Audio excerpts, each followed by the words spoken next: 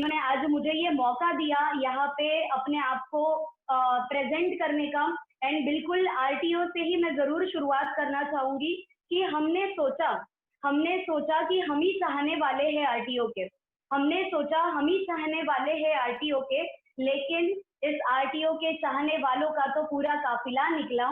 और सोचा मैंने कि शिकायत करूं उस खुदा से, लेकिन क्या करे, वो खुदा भी कहीं ना कहीं आरटीओ का चाहने वाला निकला। आज मैं बताना चाहती हूँ कि ऐसा ही एक कारवां फिर निकला है, आज ऐसा ही एक कारवां फिर निकला है। मन में क्रांति की जोत और दिल में सपने भर चला है। दम थोड़ा कम ही सही हाथों में, दम थोड़ा कम ही सही हाथों में, पर कमी नहीं है जज्बातों में। रोम रोम में आरटीओ का प्यार और सर पे कफन बांधे चला है। ना रुकना है ना झुकना है, ना रुकना है ना झुकना है। आसमान में उड़ने की जो ठानी है, आज एक ऐसी कहानी बनानी है जिससे पूरी दुनिया अनजानी है। आज इस नारी शक्ति की कहानी, आज इस प्लेटफॉर्म की कहानी, इस नारी शक्ति की कहानी हमें घर घर तक पहुंचानी है, घर घर तक पहुंचानी है। तो thank you so much to all जो आज यहाँ पे इस इवेंट के अंदर प्रेजेंट है, जिन्होंने अपना कीमती समय निकाला और बिल्कुल और अपने आप को उन्होंने इतना काबिल समझा कि मैंने बहुत सारी स्टोरीज तो बनाई है अपने परिवार के लिए, काफी सेक्रीफाइसेस करे हैं, काफी सारी चीजें करे हैं, बट उन्होंने अपने आप को ये समझा कि नहीं, मैं अगर यहाँ पे हूँ अपने सपनों के लिए हूँ और मैं कुछ और बेहतर करके दिखा सकती हूँ। और आज हमारे बीच एक ऐसे व्यक्तित्व है, हमारे बीच में व्यक्तित्व से भी ज्यादा कहूंगी एक ऐसी विचारधारा है जिन्होंने पिछले 10 सालों के अंदर हमें और ज्यादा मजबूत किया है, हमें और साहस दिलाया है, हमें और अपने सपनों की उड़ान भरने का एक उड़ान भरने के लिए एक बैकबोन की तरह वो हमारे पीछे खड़े रहे हैं। बट बिल्कुल उनको बुलाने से पहले इस इवेंट का जो मकसद है, राइट, इस यहाँ पे आज हम सब लोग इकट्ठा हुए, उसका जो मकसद है एक सॉन्ग के जरिए मैं आप लोगों के सामने जरूर रखना चाहूंगी। तो आप सब लोगों की इजाजत के साथ हम उस सॉन्ग को आपके सामने रखेंगे। तो क्या हम लोग रखें? यस, तो please give me a moment and हम लोग उस सॉन्ग को आपके सामने यहाँ पे प्रेजेंट कर रहे हैं।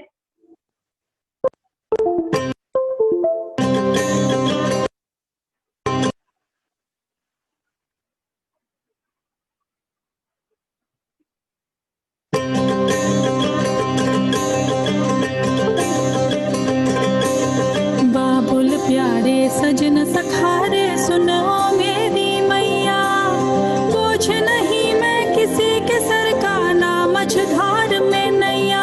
पतवार बनूंगी, लहरों से लड़ूंगी, और मुझे क्या बेचेगा रुपया, हो अरे मुझे क्या बेचेगा रुपया।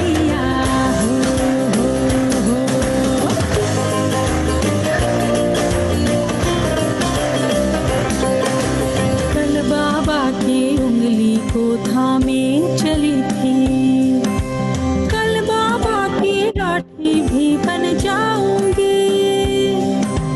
अम्मा तेरे घरों देखी चिड़िया हूँ मैं, दाना लेकर ही वापस घर आऊंगी।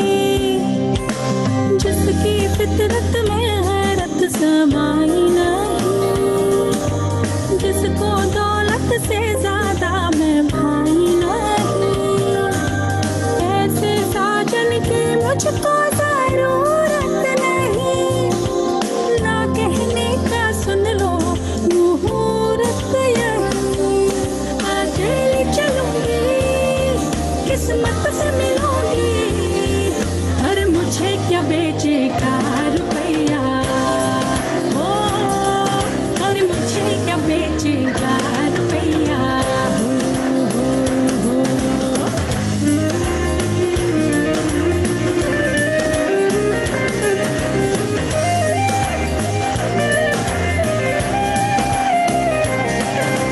दिल से दिल के तार तो जुड़े नहीं, तो रस्मों पे दौलत ये काहे बाहे।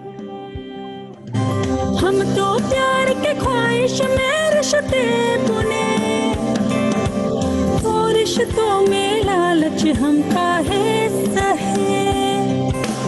क्या शादी के आगे जिंदगी ही नहीं, जो शादी हिसाबों की केवल है वही। ऐसी शादी की मुझको जरूरत नहीं, ना कहने का सुन लो मुहूर्त यही। सुबह से खिलूंगी रतिया से भरूंगी, अरे मुझे क्या बेचेगा रुपया हो, अरे मुझे क्या बेचेगा रुपया।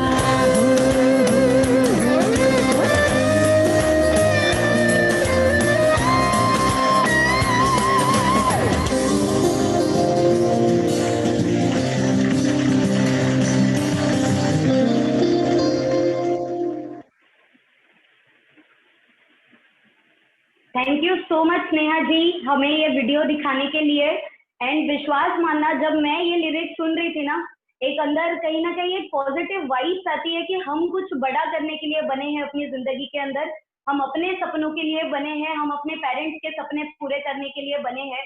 और मतलब ये आरटीओ परिवार या आरटीओ ने हमें वो मौका दिया कि हम अपने सपनों को पूरा करने की शुरुआत कर सके। एंड विश्वास मानना, आज इस इवेंट का जो एक वीडियो आपके पास आया था उसके ऊपर ये लिखा गया था कि डायरेक्ट सेलिंग के प्लेटफॉर्म पे मतलब एक वुमेन को एम्पावरमेंट कैसे मिल सकती है। मतलब she can be a doctor, she can be a engineer, she can be a IPS officer, she can be a wonderful house maker. But believe me, आज इस पूरे इवेंट को सुनने के बाद, आज उस व्यक्तित्व को सुनने के बाद, उनकी विचारधारा को सुनने के बाद आपको यह विश्वास होगा कि डायरेक्ट सेलिंग एक ऐसा जरिया है, एक ऐसा प्लेटफॉर्म है जहां पे आप अपने सपनों को पूरा कर सकते हो, आप अपने सपनों की उड़ान भर सकते हो। आप अपने सिर्फ अपने सपने नहीं, अपने पेरेंट्स के सपने भी पूरे कर सकते हो। तो इस इवेंट की मैं शुरुआत करना चाहूंगी आप सबके स्वागत के साथ।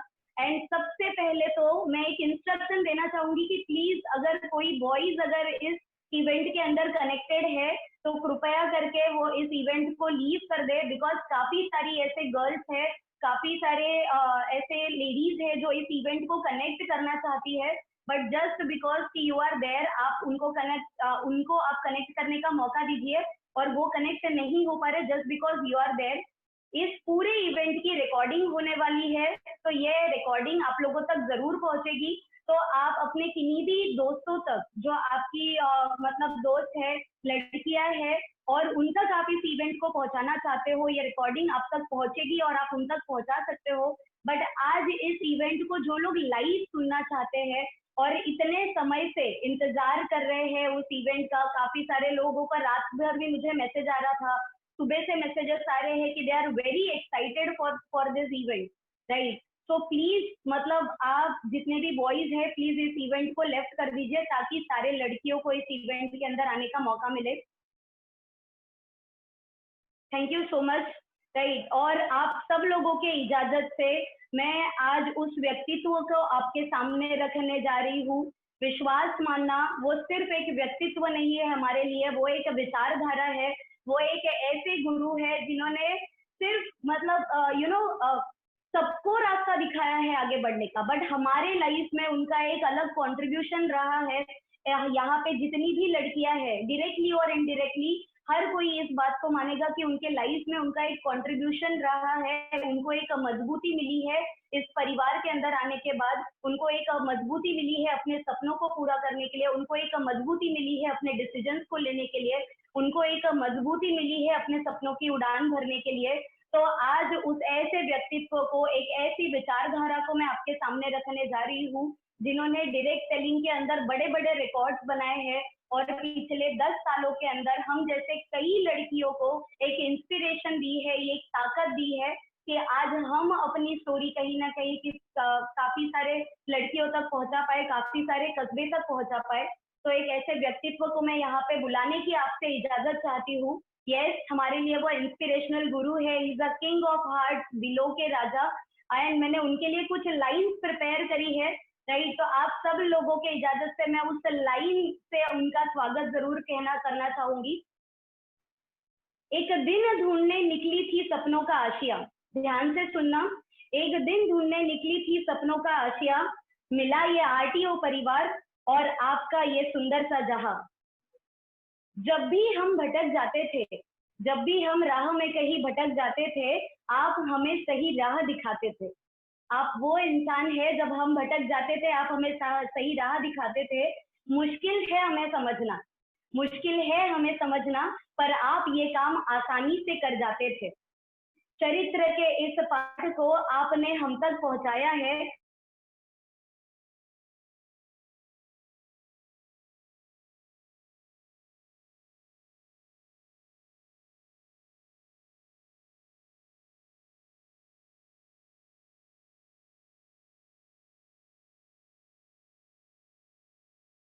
छुपे साहस का एहसास आपने दिलाया, दुनिया से वाकिफ करके अच्छा इंसान आपने बनाया है। मेहनत का मोल हमने आपसे ही तो पाया है। लोग कहते हैं, लोग कहते हैं गुरु बिना ज्ञान नहीं, लोग कहते हैं गुरु बिना ज्ञान नहीं, हमने तो ज्ञान का महासागर पाया है, हमने तो ज्ञान का महासागर पाया है। लोग कहते हैं ईश्वर के बाद कोई है तो वो गुरु है, ईश्वर के बाद अगर कोई है तो वो गुरु है, पर हमने तो गुरु में ही भगवान का स्वरूप पाया है। एंड उस भगवान के स्वरूप को, उस गुरु को, उस इंस्पिरेशन को, उस विचारधारा को, उस व्यक्तित्व को, और वो एक ऐसे इंसान को जिन्होंने हमें ताकत दी, जिन्होंने हमें मजबूती दी, और आज वही मजबूती उनके अपने शब्दों से वो आप तक पहुंचाने वाले हैं। तो मुझे बताने की जरूरत नहीं होनी चाहिए, और मैं ये देख पा रही हूँ आपके चैट के जरिए, मैं ये देख पा रही हूँ इस चैट के माध्यम से कि आप सभी उनका चेहरा देखने के लिए बेकरार है, और आप सभी उनको सुनने के लिए बेकरार है। तो यस, स्वागत करते हैं उनका, none other than the RTO mister Raghu Kumar Tekriwal sir. Thank you so much sir.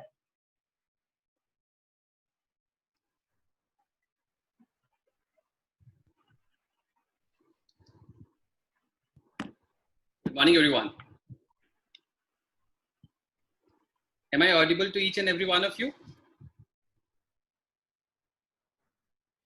Yes. Thank you, all these powerful women from my team, for giving me this opportunity to share my experience with you. And believe me, today I'm talking on a topic called Nari Shakti. लेकिन जब आप आज 1000 नारियों के बीच में मैं बैठ के बात कर रहा हूं, तो मुझे ऐसा लग रहा है कि शक्ति आपको नहीं, शक्ति की जरूरत शायद थोड़ी मुझे है। Little nervous on this side, nevertheless I'll try to manage. My name is Raghu Tekriwal, and आज कुछ टॉपिक में मैं आपके साथ बात करना चाहता हूँ। 1 second.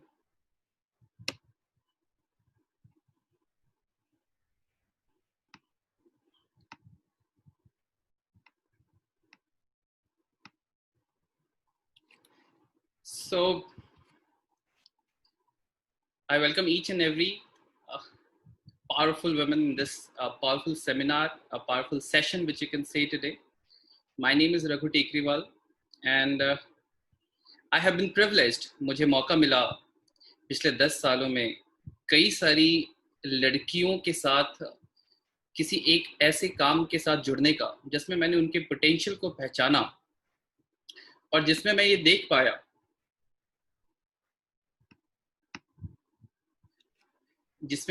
पाया कि अगर लड़कियों को उड़ने की जगह दी जाए, अगर लड़कियों को वो उनके पंखों के नीचे हवा दी जाए, तो वो कई मायने में हमसे भी कई ज़्यादा ताकत रखती हैं, और वो जो जीवन की ऊंचाइयां हैं, जो जीवन की उड़ान है, उसको वो किस लेवल तक लेके जा सकते हैं, ना सिर्फ अपने लिए, ना सिर्फ अपने परिवार के लिए, ना सिर्फ अपने समाज के लिए या पूरे देश के लिए। ये अपने आप में कितना ज़्यादा पावरफुल कॉन्सेप्ट है, जिससे कि हम इंडियंस अभी तक अछूते रह गए हैं। मैं इस पिछले 10 साल से इस काम को जब मैं देख पा रहा हूं तो मैं इस बात को समझ पाया। एक संस्कृत का श्लोक है जहां पे इस इवेंट के बारे में जब लिखी गई है बात, जहां पे लिखा गया है कि राष्ट्रस्य श्वः नारी अस्ति, यानी कि वुमन इज आवर टुमारो। अगर हिंदी में कहें तो इसका क्या मतलब है कि नारी हमारा कल है, नारी हमारा कल है।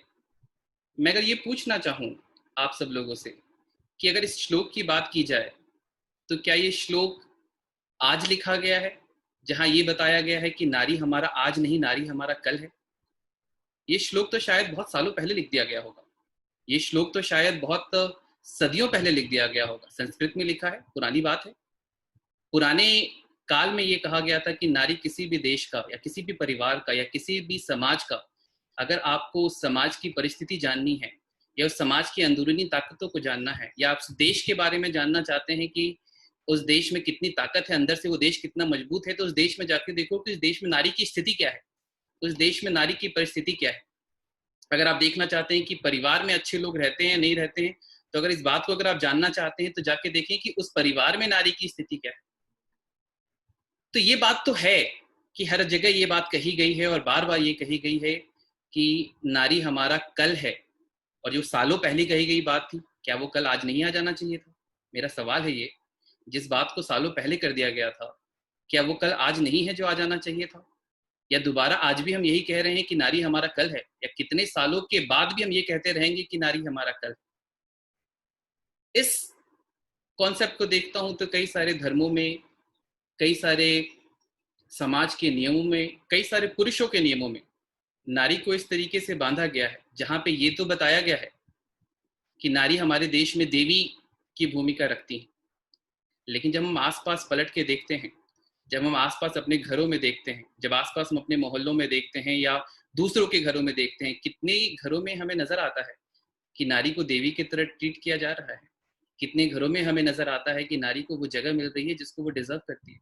छोटी छोटी चीजों के लिए तो उसको स्ट्रगल करना पड़ता है, छोटी छोटी जरूरतों के लिए तो उसे किसी के सामने परमिशन लेनी पड़ती है, हाथ फैलाना तक पड़ जाता है कई बार।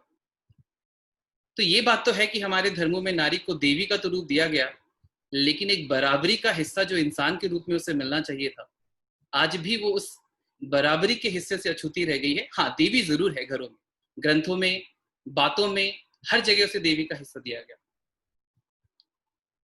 क्यों ऐसी बुरी परिस्थिति है? सिर्फ अगर अपने देश की बात करें, कुछ स्टैटिस्टिक्स मैं आपके साथ शेयर करना चाहूंगा और आपको हैरानी हो जाएगी ये सुन के कि ऐसी स्टैटिस्टिक्स हैं। जेंडर इक्वालिटी की अगर बात किया जाए, जेंडर इक्वालिटी एक ऐसा टर्म है जहां पे ये बताया जाता है कि किस ऐसी जगह पे मर्द और औरत, इसमें बराबरी का मापदंड रखा जाता है, यानी कि उनको बराबर की हिस्सेदारी में रखा जाता है या उनको बराबर माना जाता है। अगर जेंडर इक्वालिटी को अगर किसी भी बहुत सारे देशों के टर्म्स में अगर आप कंपेयर करने की कोशिश करेंगे तो आपको पता चलेगा कि हमारा देश पूरे विश्व में 127वें पोजीशन पे आता है, 127वें पोजीशन पे, जहां पे बांग्लादेश, नेपाल, भूटान, थाईलैंड, ये सारे भी देश हैं जो हमसे आगे चलते हैं। और जेंडर इक्वालिटी में हमसे सिर्फ पीछे के कुछ ही देश हैं, जिसमें अरब की कंट्रीज आती हैं, जैसे कि सऊदी अरेबिया हो गया, जहाँ पे पूरी तरीके से बुर्के में लड़कियों को रखा जाता है। सिर्फ वही ऐसे कुछ देश हैं जो हमसे पीछे चलते हैं। अदरवाइज वर्ल्ड के बहुत सारे ऐसी कंट्रीज हैं जहाँ आज भी हमारे यहाँ लड़कियों को बराबरी के मापदंड पे नहीं रखा जाता। वर्क फोर्स की बात कर लेते हैं। अगर काम करने की छूट की बात करी जाए कि अगर हमारे देश में अगर लड़कियों को काम करने की फ्री इजाजत दी जाए तो आपको हैरानी होगी ये जान के कि इस देश में जितने भी लोग काम करते हैं उसके सिर्फ 20% हिस्सा ऐसा है जो लड़कियों के समाज के थ्रू है और 80% हिस्सा ऐसा है जो लड़कों से कंट्रोल किया जाता है। जबकि अब बहुत सारी ऐसी कंट्रीज हैं जहां पे 40% है ये नंबर। माना जाता है कि हमारे देश में 35 करोड़ ऐसी औरतें हैं, 35 करोड़ ऐसी लेडीज हैं जो घर में बैठ के घर का काम करती हैं, बच्चे संभालती हैं, घर की जरूरतों को, छोटी बड़ी जरूरतों को पूरा करती हैं। वो भी एक बहुत इंपॉर्टेंट रोल है, उसको भी आप इग्नोर नहीं कर सकते, निगलेक्ट नहीं कर सकते। लेकिन फिर भी उनको इस राइट से दूर रखा गया कि वो घर की इकोनॉमी में या घर की एक मॉनेटरी कंट्रीब्यूशन में उनका कंट्रीब्यूशन हो, इस बात से दूर रखा गया। 35 करोड़ पॉपुलेशन एक बहुत बड़ी ताकत होती है, बहुत बड़ी ताकत होती है। हम और आप इसको समझ सकें, अगर इसको मल्टीप्लाई कर लें दिन के 5 घंटे से भी, तो 35 करोड़ इंटू 5 आवर्स, यानी कि अप्रोक्सीमेटली 150 घंटे का वक्त होता है जो हर दिन में मैन पावर्स के टर्म में हमारे देश में वेस्ट होता है। लेकिन अप्रोक्सीमेटली इतने ही घंटे जापान की पूरी जनसंख्या मिलके पूरे एक महीने में काम करती है, जितना हमारे देश में एक दिन में हम वेस्ट कर दिया करते हैं, जस्ट बिकॉज औरतों को वो एक सही जगह नहीं मिल पाई, वो एक प्लेटफॉर्म नहीं मिल पाया, या वो इक्वल अपॉर्चुनिटी नहीं दी गई। शायद ये एक बहुत बड़ी वजह है कि हम बहुत सालों से आज हम सब लोग एक डेवलपिंग नेशन की रूप में ही आगे बढ़ रहे हैं। तो क्या अगर औरतों को वो बराबरी का जगह नहीं मिल पाया है, या कहीं ना कहीं वो पिछड़ गई हैं इस ग्लोबल अगर रेस में देखा जाए, तो Indian women are behind the foreign women. जो हमारे देश की औरतें हैं वो कहीं ना कहीं विदेशी जो उनकी जेंडर, सेम जेंडर की जो औरतें हैं उनसे काफी पिछड़ गई। इसके पीछे की क्या वजह है? क्या हमारी देश की औरतों में ताकत कम है? मैं नहीं मानता इस चीज को। क्या उनकी क्वालिटीज कम है? मैं नहीं मानता, क्योंकि मैंने 10 सालों से काम किया है, मैं तो जानता हूँ। शायद मैं अपने अंदर इतनी क्वालिटीज नहीं देखता जितना मैं उनके अंदर देख पाता हूँ। कई सारी क्वालिटीज की बात कर, मल्टीटास्किंग की बात कर लें, एक बार में जो ज्यादा काम करने की एबिलिटी होती है। अगर हम मर्दों को देखें तो हम एक बार में एक ही काम कर सकते हैं, दूसरा काम अगर हमें दे दो तो हम फ्रस्ट्रेट हो जाते हैं। लेकिन मैं औरतों को देखता हूं तो वो किचन में कुकर में क्या चढ़ा हुआ वो भी उनको पता चल रहा है, बेटे की रोने की आवाज आ रही है वो भी उनको समझ में आ रहा है, सीरियल में कौन से सीन में क्या चल रहा है उनका ध्यान वहां भी चल रहा है, और दादी अम्मा को दवा देनी है वो भी उनका एक ही वक्त पे ये 3 4 5 चीजें वो किस तरीके से और कितनी बखूबी से कर पाती हैं। मैं नहीं मानता कि किसी भी मेल पर्सन के लिए ये पॉसिबल है इतने सारे मल्टीटास्किंग को एक साथ कर पाना। क्वालिटीज में मैं नहीं मानता। हार्ड वर्किंग, मेहनत करने की बात करी जाए तो क्या औरतें कम है? मैं नहीं मानता इस चीज को, बिल्कुल नहीं मानता। अगर आप देख लें, मैं शायद आप लोग मेट्रो से बिलोंग कर रहे हैं, आपने इस कॉल में मेट्रो दिल्ली, मुंबई और पता नहीं किन किन शहरों से कनेक्ट किया है, लेकिन अगर आप रूरल इंडिया में जाके चले जाएं तो लड़कियां सिर्फ घर का काम नहीं संभालती। आप जाके देखेंगे ना तो वो खेतों में भी काम करती हैं, घर का भी काम करती हैं, खेतों में भी काम करती हैं, और बच्चों को भी संभालती हैं, और कई बार और भी एक्स्ट्रा काम हो जाए तो वो भी करती हैं साथ साथ। और उनके हस्बैंड को कई बार देखा जाए तो पता चलता है कि वो वहीं खाट बिछा के हुक्का पी रहे हैं। और ये मैं कोई ऐसी बात नहीं कह रहा कि बहुत एक्सेप्शनल केसेस हैं, ये बहुत ज्यादा तादाद में हो रहा है। सो हार्ड वर्क की बात की जाए, मुझे लगता है कि जितनी मेहनत सुबह से शाम अपने घर में, अगर हम अपनी पेरेंट्स माँ को देख लें या किसी भी लेडी को देख लें जो सुबह से शाम वो मेहनत करती हैं, तो हार्ड वर्क में तो लड़कों के तो पसीने छूट जाए जितनी मेहनत आप कर सकते हैं। मैं इस क्वालिटी में भी आपको कम नहीं मानता। हिम्मत, क्या आप में हिम्मत कम है? क्या आप में गट्स कम है? मैं इसको नहीं मानता। क्यों नहीं मानता? क्योंकि आप देखना कि कभी भी घर में कोई बुरी परिस्थिति आती है ना तो सबसे पहले इंसान गिव अप कौन करता है? घर का मर्द गिव अप करता है या घर की लेडीज गिव अप करती है? और आप देखेंगे जब घर के मर्द गिव अप करते हैं तो लेडीज उनका कितना बड़ा सहारा बन जाती है। मैंने अपनी अपनी फैमिलीज में देखा है कि जहाँ पे जेंट्स ने इतनी ताकत नहीं दिखाई, वहां पे औरतें कितनी मजबूती से खड़ी होती है। और मैंने कई और भी फैमिलीज में देखा, मुझे मौका मिला आज इस देश की लाखों फैमिली से कनेक्ट करने का इस 15 साल के अंदर, इसलिए मैं कुछ एक्सपीरियंसेस आप लोगों के सामने शेयर कर पा रहा हूँ। सिर्फ अर्बन ही नहीं, सिर्फ रूरल ही नहीं, सिर्फ रिच ही नहीं, सिर्फ गरीब ही नहीं, हर किसी किस्म के तबके के लोगों के साथ मुझे कनेक्ट करने का मौका मिला। इंटेलिजेंट नहीं होती है लड़कियां, मैं नहीं मानता इस चीज को। कल्पना चावला को देख लें आप, इंदिरा गांधी को देख लें, कॉर्पोरेट वर्ल्ड में आप इंदिरा नूई को देख लें, कई ऐसे एग्जाम्पल्स हैं आपके सामने जहां पे उनकी इंटेलिजेंस को अगर आप चैलेंज करने की कोशिश करेंगे, आप कई बार ऑफिसेज में भी आप देखेंगे तो पता चलेगा कि जितनी अच्छी तरीके से कोई काम लड़कियां फाइनर डिटेल से कर पाती हैं, उतनी अच्छी तरीके से लड़के नहीं कर पाते। तो क्वालिटीज में कोई दिक्कत नहीं है, हर तरीके की ताकत रखती है। हाँ, सिर्फ एक जगह हम मान सकते हैं कि लड़कियां लड़कों से पीछे की शारीरिक ताकत कम होती, वो भी इसलिए क्योंकि उनको बार बार एहसास दिलाया गया है कि तुम कमजोर हो, और थोड़ा सा भगवान ने भी जेनेटिकली थोड़ा ऐसा बनाया है। लेकिन अदरवाइज देखा जाए तो प्रैक्टिस करने पे आज कितनी सारी लड़कियां हैं जो आर्मी में हैं, कितनी ऐसी लड़कियां हैं जो लड़ाकू विमान चला रही हैं। आज इंडियन एयरफोर्स ने स्पेशल विंग तैयार किया है लेडीज के लिए। आज इंडियन आर्मी के लिए स्पेशल कॉम्बैट ऑपरेशन में लड़कियां पार्टिसिपेट कर रही हैं। समाज का कोई ऐसा तबका नहीं है जहां पे लड़कियों को जहां मौका दिया जाए, जहां अपॉर्चुनिटी दी जाए और जहां पीछे कोई संभालने वाला हो, जहां पीछे कोई सपोर्ट करने वाला हो, जहां पीछे कोई हौसला देने वाला हो, वहां लड़कियों ने बड़े बड़े झंडे नहीं गाड़े हैं। मैं इस बात को नहीं मानता। फिर यहाँ पे कंडीशन वही आ जाती है कि पीछे कोई सपोर्ट करने वाला हो, पीछे कोई हौसला देने वाला हो, पीछे कोई उनका हाथ पकड़ने वाला हो, पीछे कोई विश्वास दिलाने वाला हो कि तुम कर सकते। तो इन सारी क्वालिटीज के बाद भी क्यों आज कुछ ही पर्टिकुलर जॉब्स हैं जहां पे लड़कियां नजर आती हैं, जैसे टीचिंग के जॉब्स हो गए वहां लड़कियां नजर आ जाएंगी, नर्सिंग के जॉब्स हो गए वहां लड़कियां नजर आ जाएंगी। मैं कॉर्पोरेट में भी कई बार देखता हूँ अच्छी खासी एमबीए की भी पढ़ी लिखी लड़कियां, अच्छी खासी, मतलब आपने इंजीनियरिंग करी, आपने एमबीए किया, फिर जाके आपने किसी बड़े अच्छे कंपनी में जाके जॉब करनी शुरू करी और उसके बाद 2 साल 3 साल शादी हो जाती है और उसके बाद बच्चों के कारण आप अपना पूरा जो करियर, जो आपने ड्रीम जो आपने बसाए थे वो सारा खत्म करके फैमिली में किचन इज द डेस्टिनेशन। क्या हर औरत का आखिरी मंजिल घर का किचन ही है? ये सवाल मैं आपसे पूछना चाहता हूँ। क्या किचन का काम इतना बड़ा काम है जिसके लिए एक औरत को अपना पूरा करियर सैक्रिफाइस करना चाहिए, या ये वो करियर के साथ ये मैनेजेबल टास्क है? ये सवाल मैं आपसे, आपका इसका जवाब नहीं दे रहा, मैं आपको इससे सवाल पूछ रहा हूँ। क्या ये है कि किचन के साथ आज कितनी सारी ऐसे घर में हाउसवाइफ्स हैं जो शादी करके घरों में आती हैं और परिवार देखती हैं।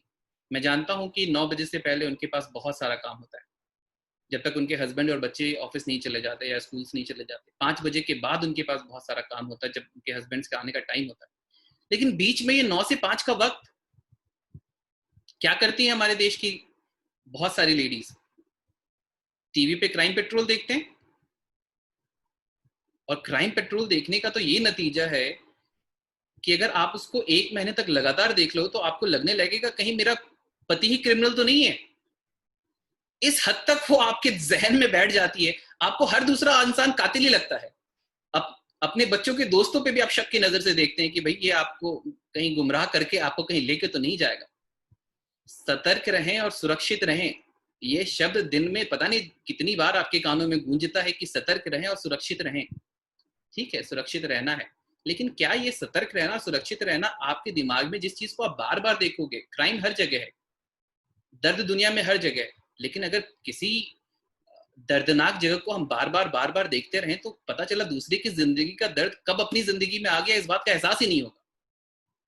तो ये जो हमारा फालतू सा वक्त है, या ये जो हाउसवाइफ जो वेस्ट करती हैं, कर पाती हैं या कर जाती हैं किसी भी तरीके से, या मैं अगर कहूँ जो कॉर्पोरेट्स में जहाँ पे औरतें बहुत अच्छी तरीके से अपनी करियर को बिल्ड करने के बाद भी उनको फ्लेक्सिबिलिटी नहीं मिल पाती, उनको वर्क और लाइफ का जो बैलेंस चाहिए कि कैसे घर को भी संभालें, कैसे घर बच्चों को भी संभालें और कैसे काम को भी संभालें, जो कई बार ये जो असमंजस में हमेशा लड़कियां पड़ी रह जाती हैं जिसके कारण वो अपना अच्छा खासा बनाया हुआ करियर छोड़ देती हैं।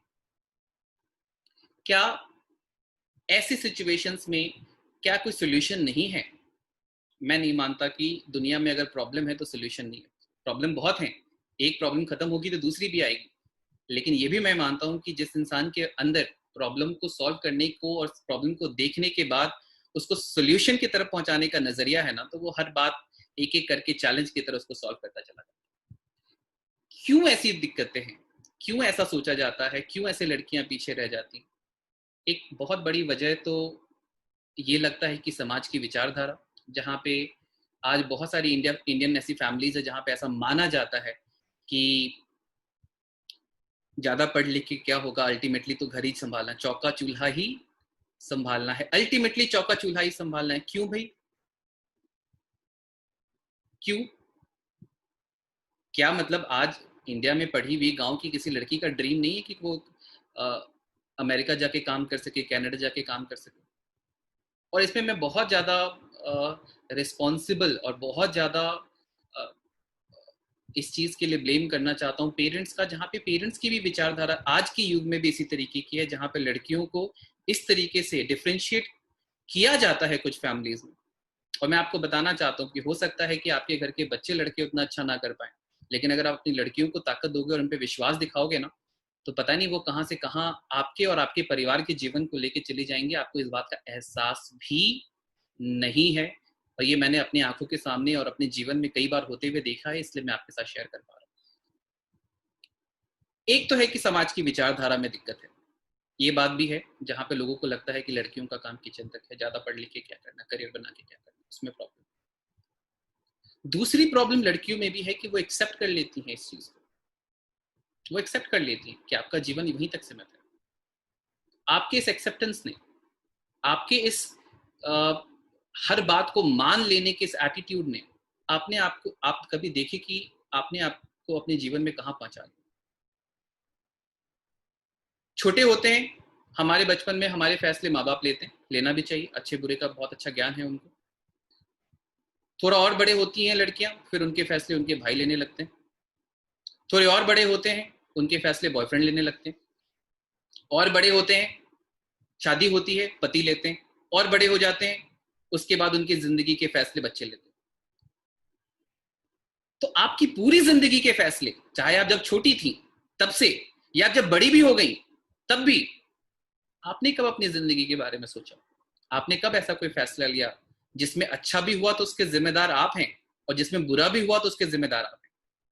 हाँ, यही हो सकता है ना, ज्यादा से ज्यादा आप फैसला लेंगे तो कुछ चीजें अकॉर्डिंगली नहीं चलेंगी, कुछ गलत हो सकता है, कुछ नुकसान हो सकता है। आज कौन सा बहुत अच्छा चल रहा है? कौन से हमारे देश की लेडीज की सिचुएशन बहुत अच्छी है?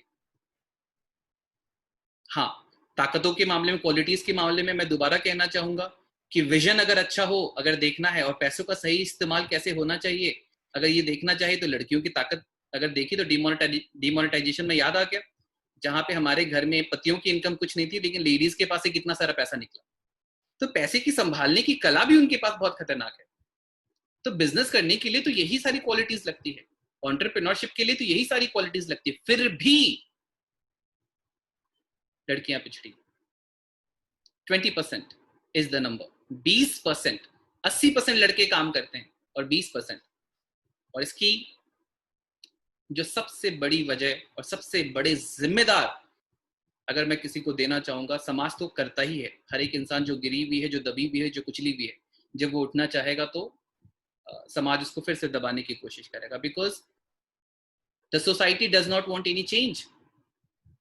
सोसाइटी को बदलाव पसंद नहीं है, जो जैसा चल रहा है वैसा ही चलते रहना चाहिए।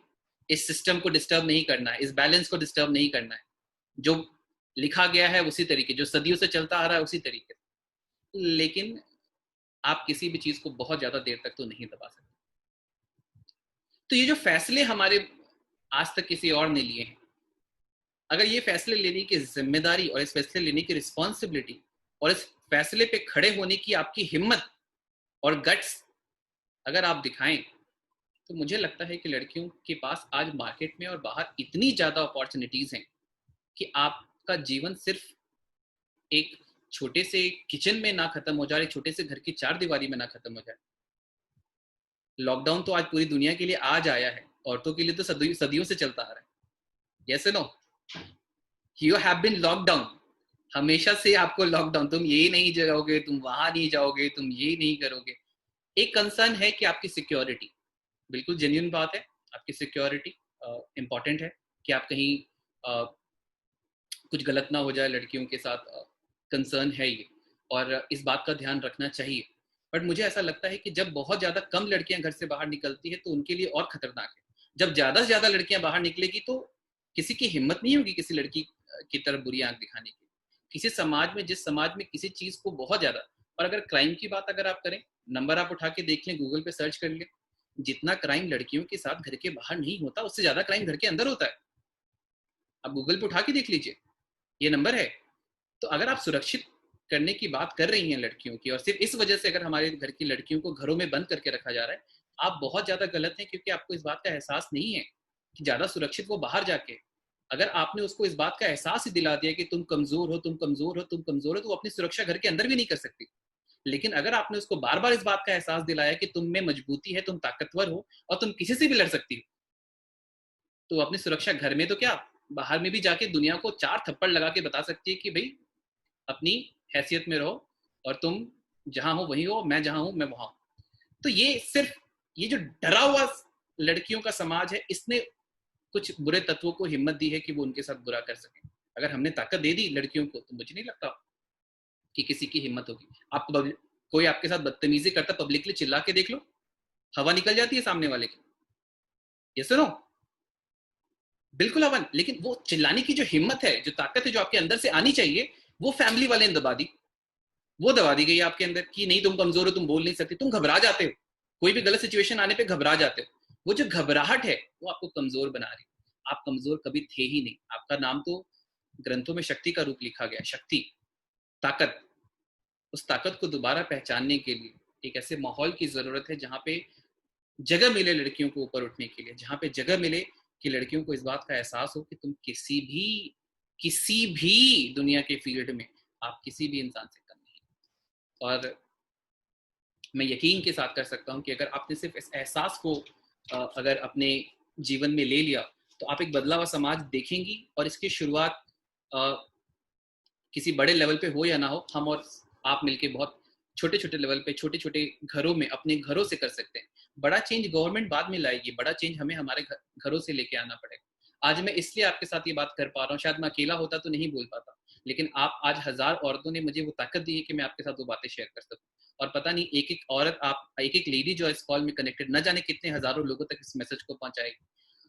And that is called the power of networking, कि अगर हम लोग एक साथ जुड़ जाएं तो ताकत कितनी बड़ी हो सकती है, हमें इस बात का एहसास नहीं होता।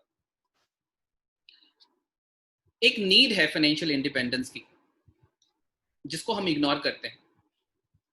फाइनेंशियल इंडिपेंडेंस का मतलब कि आज बहुत सारी औरतों को ऐसा लगता है, लेडीज को ऐसा लगता है, लड़कियों को ऐसा लगता है कि पैसा कमाए तो भी ठीक है और नहीं भी कमाए तो भी ठीक है। या तो ये सोच उनकी खुद की है, या उनकी सोच वो वहां से कहीं ना कहीं से आसपास और समाज को देख के। मैं नहीं मानता इस चीज को, मैं नहीं मानता हूं, मैं बिल्कुल नहीं मानता इस चीज को। क्यों? क्योंकि मैंने अपनी फैमिलीज में भी और अपने आसपास उस फैमिली को भी ज्यादा बेहतर करते हुए देखा जिस फैमिली में लड़कियों ने पैसा कमाने की शुरुआत करी। फाइनेंशियल इंडिपेंडेंस का मतलब ये नहीं समझता मैं आपको कि आप इसलिए पैसा कमाओ या इसलिए आपके पास इकोनॉमिक इंडिपेंडेंस होनी चाहिए कि अगर कल जाके आपके पति ने कुछ भी बुरा किया तो आप तुरंत सूटकेस उठाओ, घर से निकल जाओ क्योंकि आप पैसा कमा रहे हो। नो, ये मैसेज नहीं है मेरा। फाइनेंशियल इंडिपेंडेंस को आज की कई सारी लड़कियां गलत तरीके से भी ले रही हैं कि फाइनेंशियल इंडिपेंडेंस का मतलब है अब तो कोई मुझ पे कोई एक शब्द भी नहीं बोल सकता, कोई एक शब्द आपको नहीं बोल सकता, तो ऐसा भी आप भी बने कि आप भी किसी को एक शब्द ना बोले। ये it is a two way process.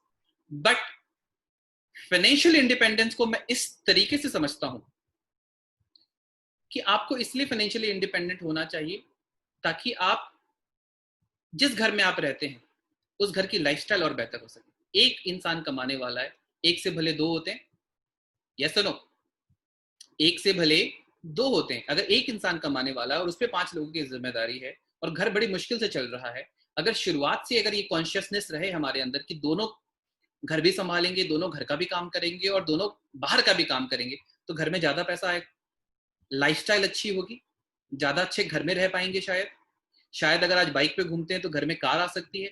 शायद घूमने के लिए अगर आज सिर्फ नानी के घर या दादा के घर जाना पड़ता है तो घूमने के लिए कभी गोवा जा सकते हैं, या अगर थोड़ा ज्यादा और अच्छा कर लिया तो विदेश भी जा सकते हैं।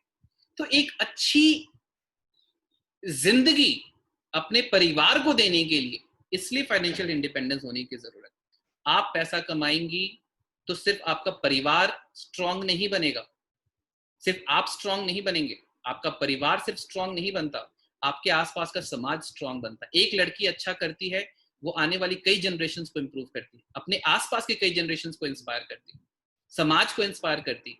और आप सोच के देखें कि अगर ये 35 करोड़ लड़कियां जो आज सिर्फ घर में किचन का काम कर रही है, किचन का काम, अगर ये काम करने लग जाएं तो हमारे देश की इकोनॉमी में कितना कंट्रीब्यूट करेगी कि जो हम आज अमेरिका की तरफ देखते हैं और जापान की तरफ देखते हैं, हमारा देश आज के आज सुपर पावर बन जाए। आज के आज इतनी ताकत है लड़कियों के काम करने में, लेकिन उसकी ताकतों को बार बार किसी न किसी कारण के वश उसको रोका गया। थाईलैंड जैसा एक छोटा सा देश है थाईलैंड, आपको पता है वहां पे अगर आपके घर में किचन है ना तो गवर्नमेंट आपको एक्स्ट्रा टैक्स लेती है। क्यों लेती है? क्योंकि वो नहीं चाहती कि घर की लेडीज सिर्फ घर में किचन का काम करे।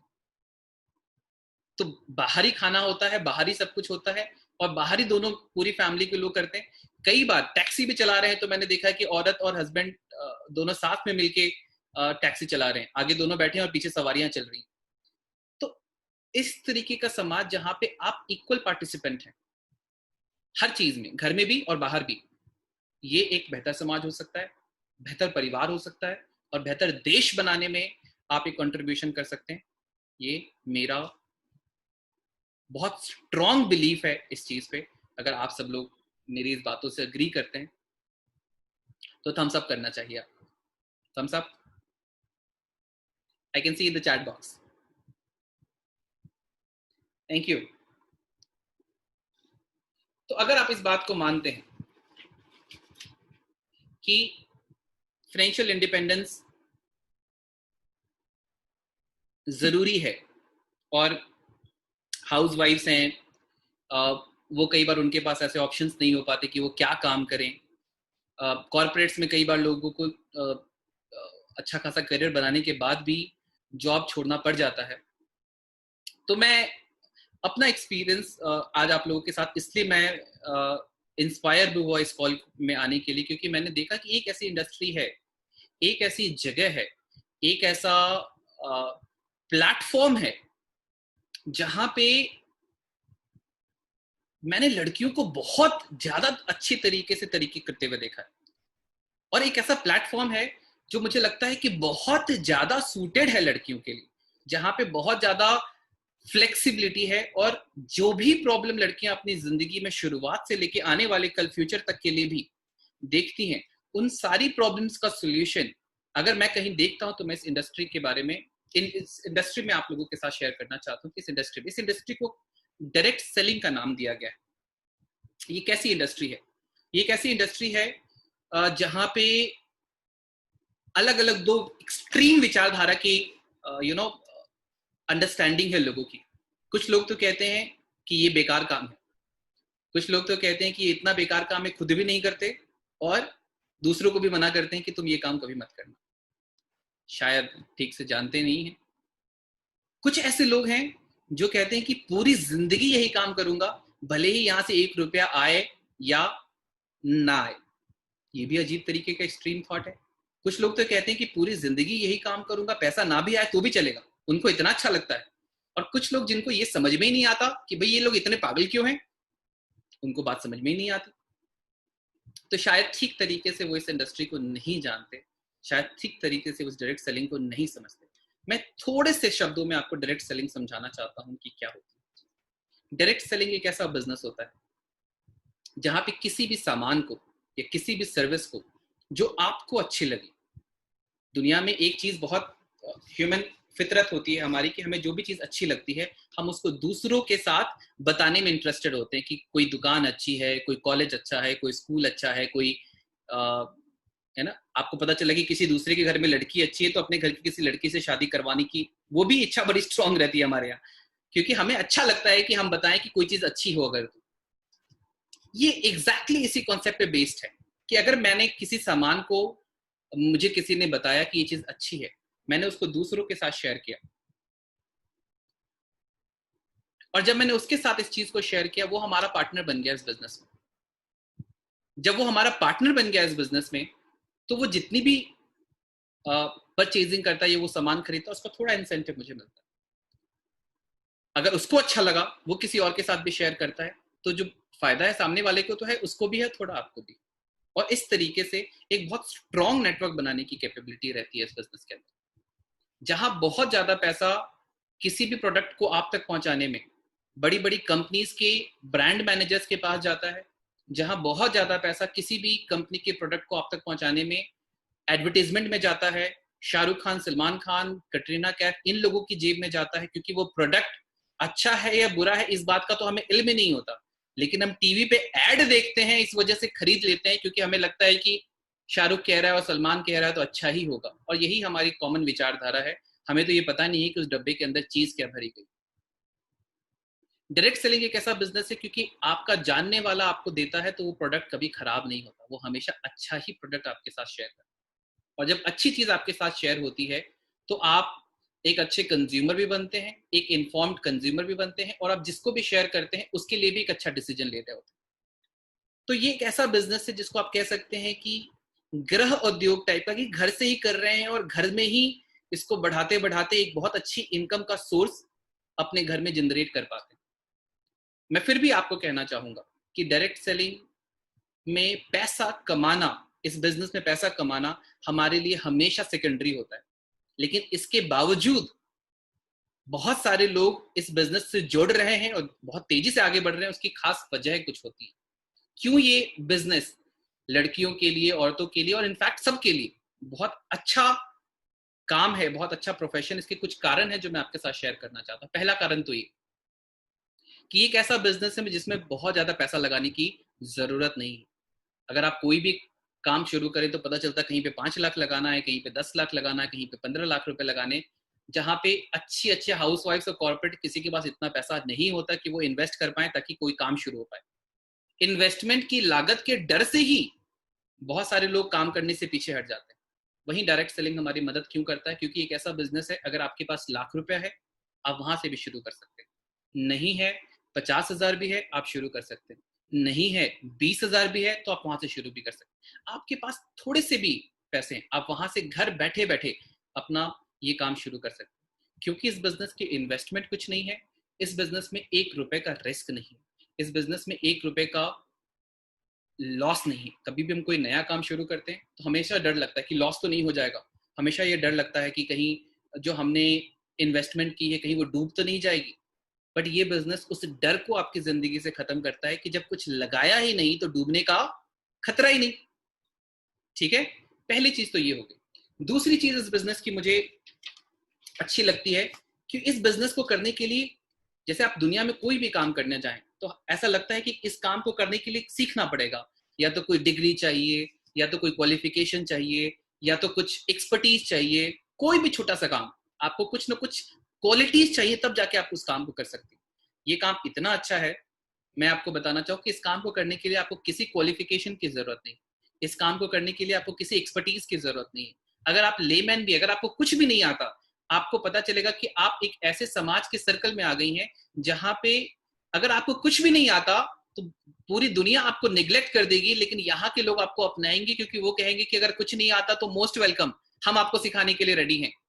क्योंकि हर एक इंसान जो यहाँ पे पहले दिन आता है उसको कुछ नहीं आता, और हर इंसान ने जब जीरो से यहाँ पे अपनी तरक्की हासिल करी है तो उसको इस बात का एहसास है कि जब मैं भी जीरो था और मैं यहाँ तक पहुंच सकता हूँ, तो जो भी इंसान आज जीरो से यहाँ से हमारे साथ जुड़ रहा है मैं उसको भी बहुत अच्छी जगह पहुंचा सकता हूँ। बहुत इंपॉर्टेंट पॉइंट है, जहाँ पे एक डर होता है कि हमें आता नहीं, हम कैसे करेंगे, जो अबला बनने की हमारे अंदर जो आदत है ना कि हम अबला बन जाते हैं, अरे हम तो बेचारे, हम तो ये, नो, कुछ भी नहीं। सिर्फ एक आपके अंदर एटीट्यूड चाहिए मुझे, कि आपके अंदर सीखने का एटीट्यूड है कि आप सीख के करना चाहते हैं, एंड विद इन 1 मंथ, 1 महीने के अंदर आपके जीवन में, आपकी पर्सनालिटी में वो खतरनाक चेंज आएगा कि आपको इस बात का एहसास ही हो जाएगा कि हाँ मैंने कुछ अच्छा काम शुरू करा। ये बिजनेस ऐसा बिजनेस है जिसमें ऐसी क्वालिटीज की जरूरत होती है जो लेडीज में ऑलरेडी होती है। कौन सी क्वालिटीज?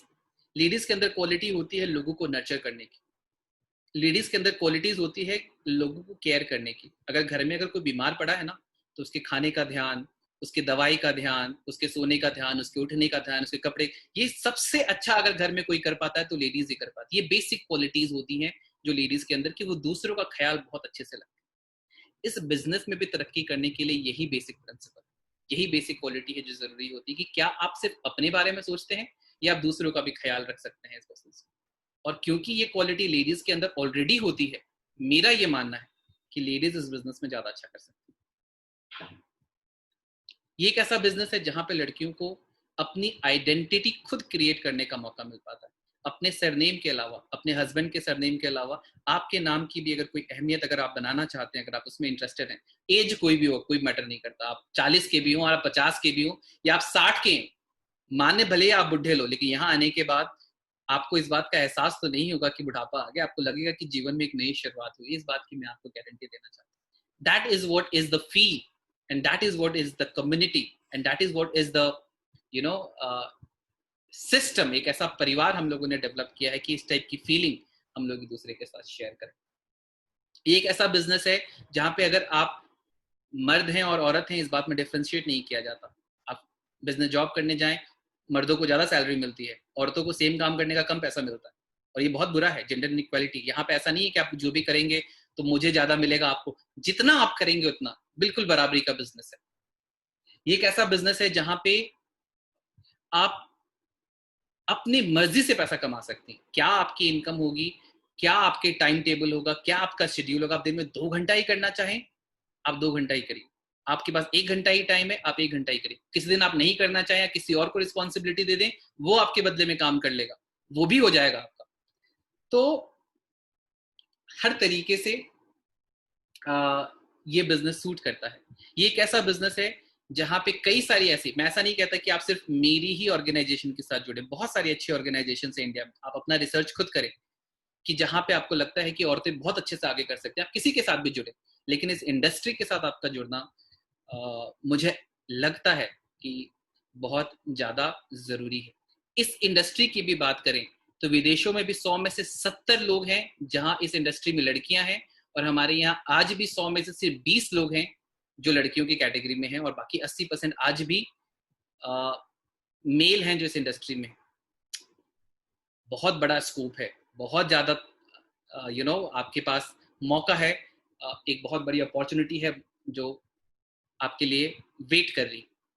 ये एक ऐसा बिजनेस है जहां पे बहुत, अगर आप अच्छे करने पे आ गए, अगर आप फॉर्म में आ गए, अगर आपको मजा आने लगा, तो आप कई सारे रिवॉर्ड्स होते हैं जहां पे आपको विदेशों को घूमने में मौका मिलता है, जहां पे आपको देश में भी अलग अलग जगह घूमने का मौका मिलता है, जहां पे आप अपने घर की 4 दीवारी से बाहर निकल के इस बात का जायजा भी ले सकते हैं कि अच्छा, मतलब स्विट्जरलैंड नाम की भी कोई जगह होती है, या एफएल टावर नाम की कोई जगह है पेरिस में, जो आपने कभी सिर्फ पूरी जिंदगी कभी सिर्फ सपने में ही देखा, सोचा, और ये बात मान के बैठ गए कि हमारे लिए नहीं है। कितनी ऐसी लेडीज हैं, कितनी ऐसी फैमिलीज हैं हमारे घर में जो आज तक फ्लाइट में नहीं बैठी, कितने ऐसे लोग हैं जो 5 स्टार में खाना नहीं खाया। मतलब छोटे छोटे ड्रीम्स, ऐसा नहीं कोई बड़ी बात कह रहा हूँ, छोटे छोटे ड्रीम्स हैं जो पूरा करने से पहले ही हम ये मान चुके हैं कि हमारे हिस्से की चीज नहीं है।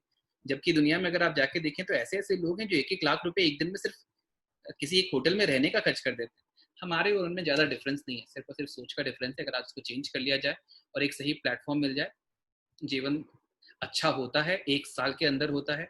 ये मैंने होते हुए देखा है, इसलिए इतने कॉन्फिडेंस के साथ आपके साथ शेयर कर रहा हूं। ये एक ऐसा बिजनेस है जहां पे आप अपने हेल्थ के प्रति ज्यादा कॉन्शियस होते हैं। जितने भी प्रोडक्ट है हम कहीं से भी खरीद लेते हैं, हम ये जानते नहीं कि उसके अंदर क्या है। आज जितने भी शैम्पू आज देख लो, सबके स्किन देख लो, सबके बाल देख लो, झड़झड़ के खराब हो गए। मैंने तो इतने ट्रीटमेंट कराए हैं बाहर के केमिकल वाले, क्योंकि हमको पता ही नहीं है कि एडवर्टाइजमेंट के नाम पे हमें क्या बेचा जा रहा है। प्रोडक्ट में पैराबेन होता है, सल्फर होता है, पता नहीं क्या क्या होता है। केमिकल वाले प्रोडक्ट तुरंत रिजल्ट देने के नाम पे हमने क्या क्या खरीद ली, महंगे से महंगा सामान यूज करते हैं। लेकिन जब आप इस बिजनेस में आते हैं और आप समझते हैं कि किस तरीके से प्रोडक्ट को चूज करना चाहिए, आप एक ज्यादा अच्छी हाउसवाइफ भी बनती हैं और ज्यादा अच्छी कंज्यूमर भी बनती हैं। तो आप अपने और अपने फैमिली के लिए अच्छे फैसले ले पाती हैं, ये मेरा मानना है। ये एक ऐसा बिजनेस है जहां पे आपके पास एक अच्छा सपोर्ट सिस्टम होता है। कई बार जब शादी हो जाती है, बच्चे हो जाते हैं, तो एक ऐसा टाइम होता है जहाँ पे लड़कियों को फैमिली में टाइम देना पड़ता है। लेकिन वो काम आता है जब आपकी टीम डेवलप हो चुकी होती है, जब आप कहीं बिजी होते हैं तो टीम काम करती है, और टीम के काम करने का नतीजा भी ये होता है कि वो भी काम कर रहे हैं तो उसका भी पैसा आपको मिलता रहता है, अगर आपने अच्छी टीम बीच में डेवलप कर ली है। तो एक वर्क और लाइफ का बैलेंस, ये जिंदगी और कमाने का जो अच्छा एक सामंजस्य होना चाहिए, एक अच्छा जो बैलेंस होना चाहिए, मुझे इस इंडस्ट्री में नजर आता है। तो इस तरीके से हम सब लोग, अगर मैं देखूं तो मुझे नजर आता है कि ये एक ऐसी इंडस्ट्री है जहाँ पे हर एक औरत को जुड़ना चाहिए, हर एक लड़की को अपना करियर देखना चाहिए, हर एक लड़की को अपना फ्यूचर देखना चाहिए। अगर उसे इस बात का डर भी है कि कोई मना करता, और हाँ, मुझे पता है कि आपको स्टैंड लेना पड़ेगा, मुझे पता है कि आपको मना किया जाएगा, मुझे पता है कि लोग आपके लिए डिसीजंस फिर लेने की कोशिश करेंगे, लेकिन फिर भी मैं आपको कहना चाहता हूँ कि मेरे साथ बहुत सारी ऐसी लड़कियां हैं, मैं उनके एग्जाम्पल्स आप लोगों के साथ अभी शेयर थोड़ा सा करना चाहूंगा। और आप देखेंगे कि वो लड़कियां मतलब ऐसी ऐसी फैमिली से बिलोंग करती थी जहाँ पे उनकी फैमिली में मतलब पढ़ाई तक अलाउड नहीं थी, काम करना तो बहुत दूर की बात है। लेकिन आज लॉकडाउन के पीरियड में जहाँ पूरी फैमिली की इनकम जीरो हो गई है, वो लोग अपना पूरा घर चला रही, अपने फैमिलीज को घर खरीद के दिया है, अपने फैमिलीज को कार खरीद के दी है, अपने पेरेंट्स को फॉरेन घुमा के लेके जाने, अपने आप को सिर्फ नहीं घुमाते, अपने पेरेंट्स को फॉरेन घुमाने ले जाते हैं। एक इस किस्म के अपॉर्चुनिटी को मैं आपके साथ शेयर करना चाहता हूँ। डायरेक्ट सेलिंग का और कैसा डिटेल्ड ये बिजनेस है, किस तरीके से आप इसके साथ जुड़ सकते हैं, क्या अपॉर्चुनिटी है, ये आप जरूर उन लोगों के साथ डिटेल में बात करिएगा जिन्होंने यहाँ पे आपसे इनवाइट किया। मैं इस कॉल पे उस चीज़ को ज़्यादा एक्सटेंड नहीं करना चाहूँ, लेकिन कुछ स्पेशल पावरफुल यंग लेडीज से मैं आपसे जरूर बात करवाना चाहूँगा, जिन्होंने आज एक बहुत अच्छा मुकाम हासिल करा है, जिन्होंने मुझे इस बात के लिए इंस्पायर किया, मुझे इस बात के लिए कन्विंस किया कि ये बिजनेस जितना अच्छा लड़के नहीं कर सकते उससे कहीं ज़्यादा अच्छा लड़कियां कर सकती हैं। इस बात को कन्विंस करने के लिए जिन पावरफुल लेडीज ने मुझे ये कन्विंस की, क्योंकि मैं भी पहले नहीं मानता था कि लड़कियां अच्छा कर सकती, लेकिन उन्होंने मुझे इस बात का विश्वास दिलाया, एंड मैं तहे दिल से उन लड़कियों का शुक्रगुजार हूँ जिन्होंने मुझे ये विश्वास दिलाया। Thank you so much all this beautiful powerful ladies. मैं एक छोटा सा वीडियो चलाना चाहता हूँ उन लेडीज के ऑनर में जिन्होंने ये अच्छा माहौल बनाया, जिन्होंने ये अच्छी दुनिया बनाई और जिन्होंने इस अच्छे परिवार को कंप्लीट करा। So can we have the video please? Sneha जी।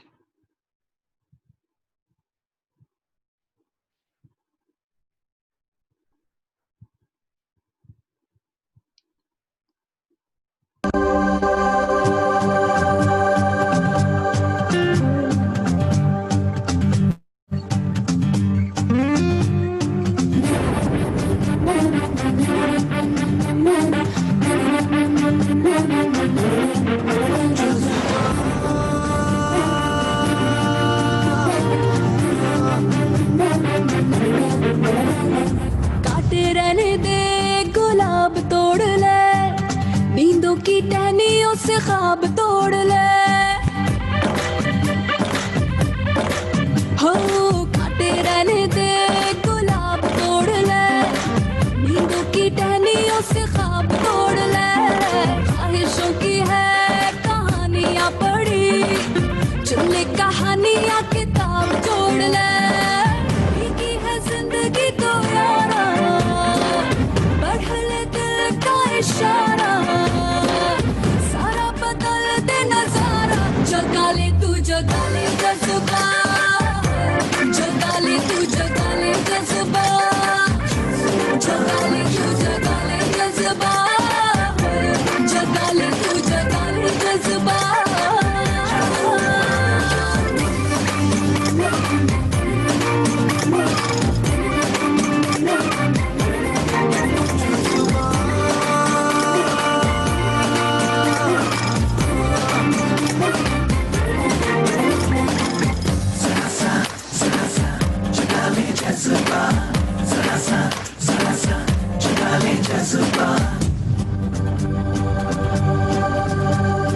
क्या करे क्या नहीं, खाली ख्यालों में पसीना क्या बहाना।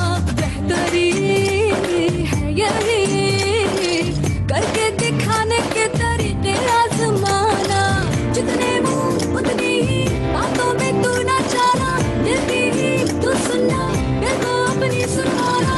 सपनों के पहियों को यारा, स्पीड लिमिट ना गवारा, खुली उड़ानों ने पुकारा।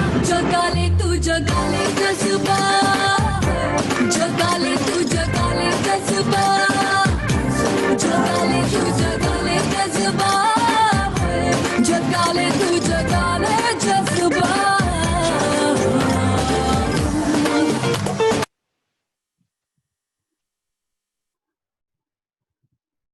So beautiful video. Did you enjoy it? So these were some of the ladies जो कुछ एग्जाम्पल्स थे जिन्होंने अपनी अपनी फैमिलीज के लिए बेहतर लाइफ चूज करी और आज एक अच्छे लेवल पे पहुंच पाई। कुछ लोगों को मैं आपको सुनाना चाहूँगा। मैं सबसे पहले बुलाना चाहता हूँ, can we have Namrata Vartak ji.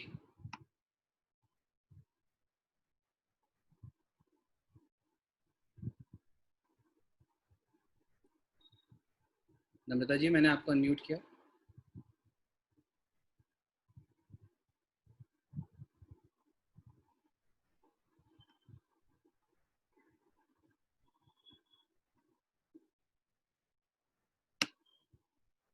Okay, Ranjita ji.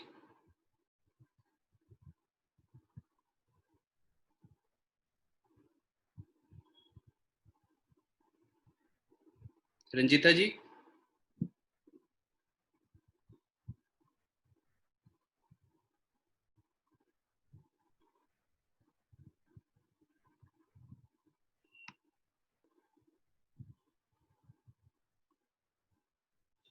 Thank you, sir.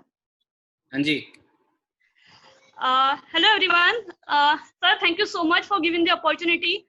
And myself, Namrata Varak, मैंने इंजीनियरिंग पढ़ाई कंप्लीट करी है एंड सेकेंड ईयर इंजीनियरिंग में थी मैं जब मुझे ये का मौका मिला। ट्रस्ट में गाइस, मेरे लिए भी ये एकदम ही नया मौका था, नया कंसेप्ट था। मुझे नहीं पता था कि ऐसा भी कुछ होता है। मुझे लगता था अगर लाइफ में कुछ बड़ा करना है, कुछ करियर बनाना है तो डॉक्टर, इंजीनियर, लॉयर, सी ऐसी कुछ फील्ड्स है जिसमें हम करियर बना सकते हैं। लेकिन उस दिन मुझे पता कि नहीं, डायरेक्ट सेलिंग भी एक ऐसी इंडस्ट्री है जहां से हम ड्रीम्स कंप्लीट कर सकते हैं। उस दिन से काम करना शुरू किया। आज 9 साल हो गए हैं इस इंडस्ट्री में। थोड़ी बहुत चीजें अचीव कर पाई हूँ मैं, और उस दिन नहीं पता था कि कितना आएगा, कितना अचीव पाऊंगी।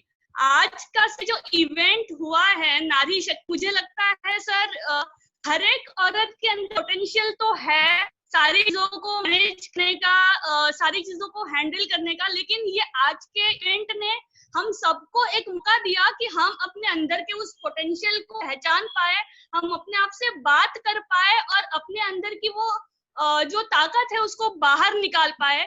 और डायरेक्ट सेलिंग में ये हो सकता है, इसलिए पॉसिबल है आगे बढ़ना या अपने ड्रीम्स को कंप्लीट करना। ज्यादातर जो जैसे सर आप बताया कि ड्रीम्स को हमें किल करना पड़ता है, अपने अंदर बहुत सारे सैक्रिफाइसेस करने पड़ते हैं, कॉम्प्रोमाइजेस करने पड़ते हैं। और सोसाइटी में जब भी कोई बात होती है, घर में से कोई बात होती है, तो सैक्रिफाइसेस ज्यादातर जो है वो वुमेन्स को ही करने पड़ते हैं कि बच्चों को संभालना है, बच्चों की जिम्मेदारी है, घर संभालना है। और उस चक्कर में बहुत बार औरतों के ड्रीम्स पीछे रह जाते हैं या उनकी जो उनके सपने होते हैं वो पीछे रह जाते हैं। लेकिन मुझे लगता है सर डायरेक्ट सेलिंग ने हमें ये मौका दिया है कि वो सारी चीजों को मैनेज करके भी हम अपने ख्वाब पूरे कर सकते हैं। बिकॉज ये एक ऐसी इंडस्ट्री है जहाँ पे कोई टाइम बाउंडेशन नहीं है कि आपको इतने बजे काम पे पहुंचना है और इतने बजे तक यहाँ पे रहना है। राइट, टीचर नहीं है, काम का कोई इन्वेस्टमेंट का प्रेशर नहीं है, हम अपने तरीके से कर सकते हैं। इतने सारे लोग हैं हेल्प के लिए, सपोर्ट के लिए, और बहुत ज्यादा पॉसिबल है।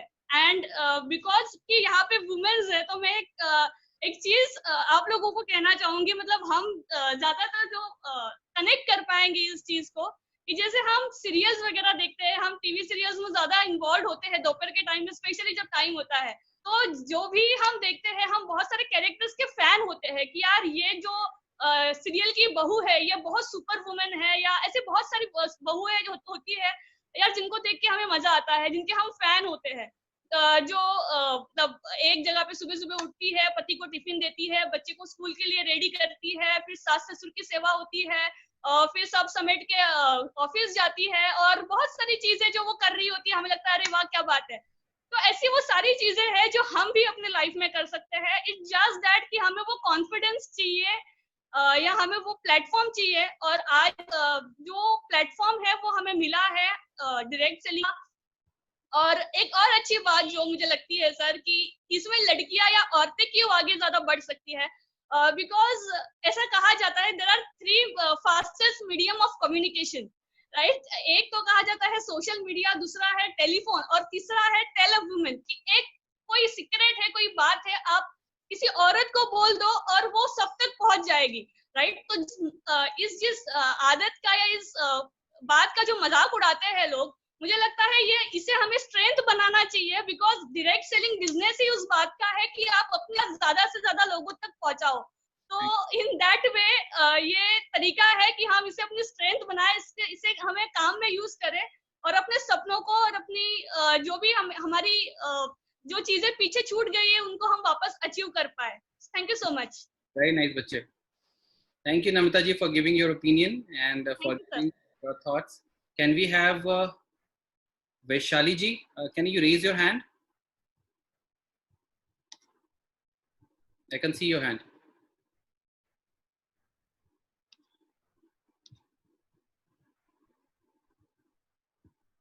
I can't see your hand.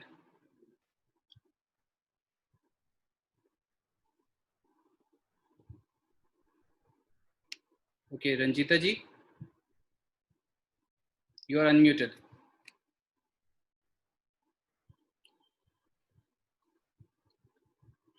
फटाफट आ जाएं बच्चे.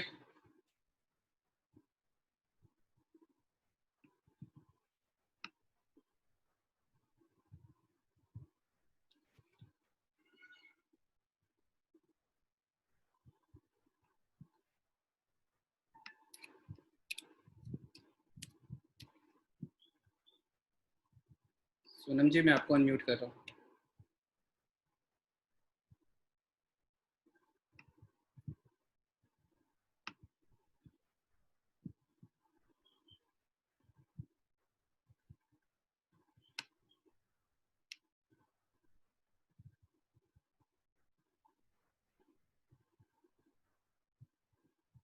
वैशाली जी, आप अनम्यूट नहीं हो रहे.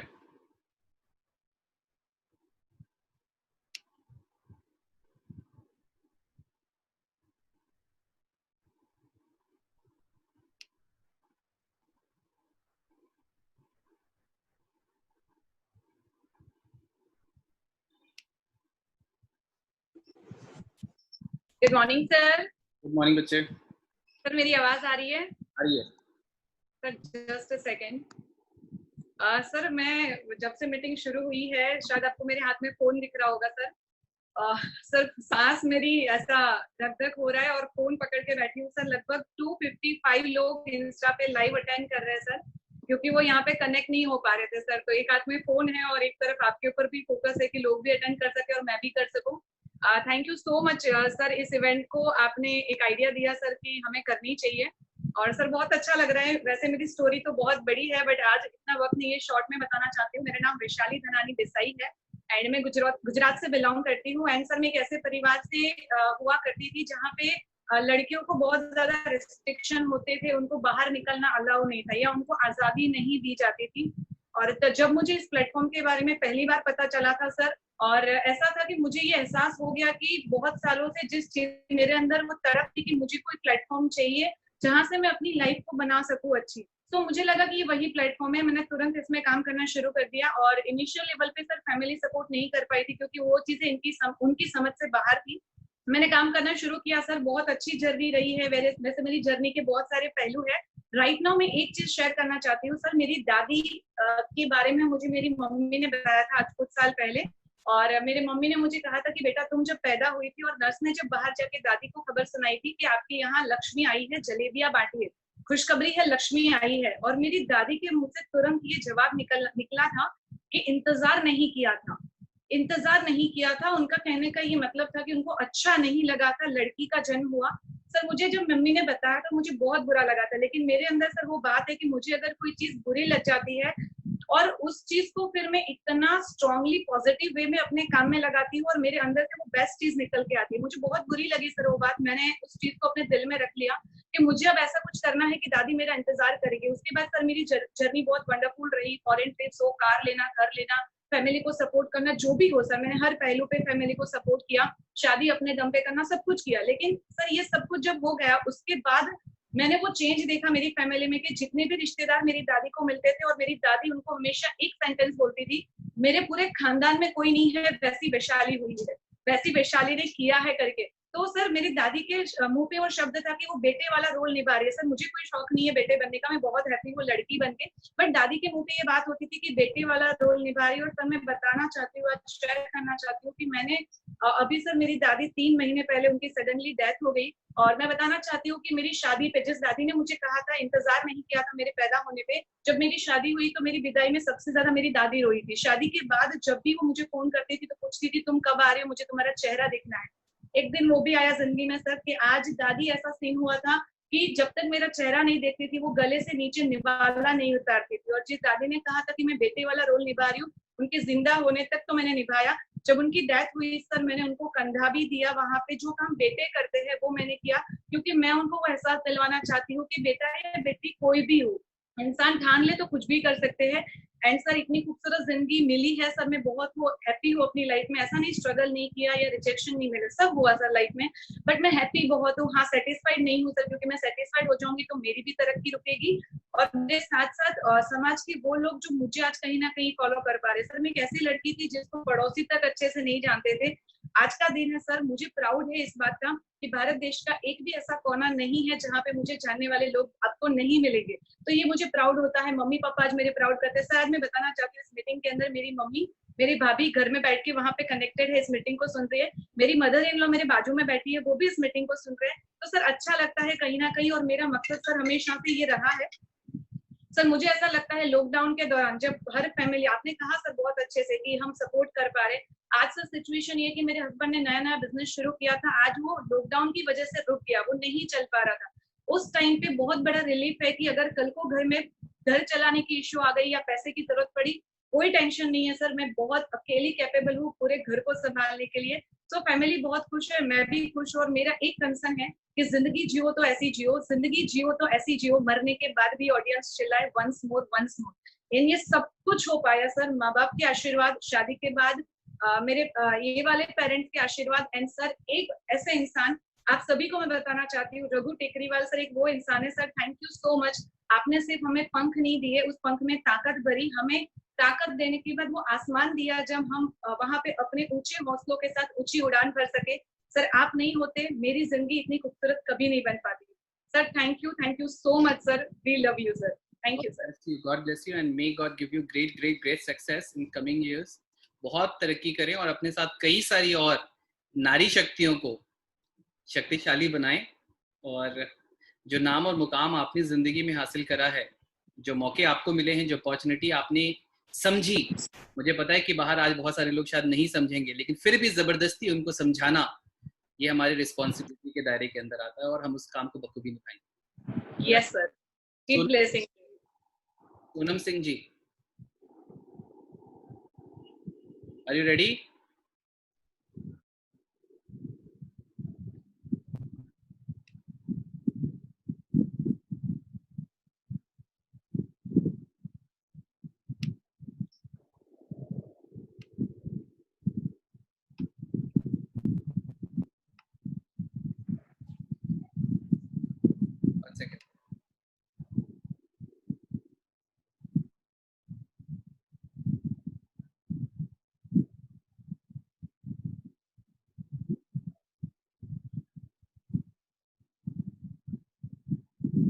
वेट करो बेटा, मैं आपको अनम्यूट करूंगा, उसके बाद आप कुछ मत करो अभी।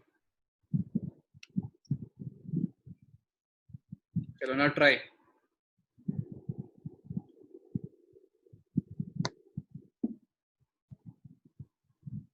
नहीं हो रहा?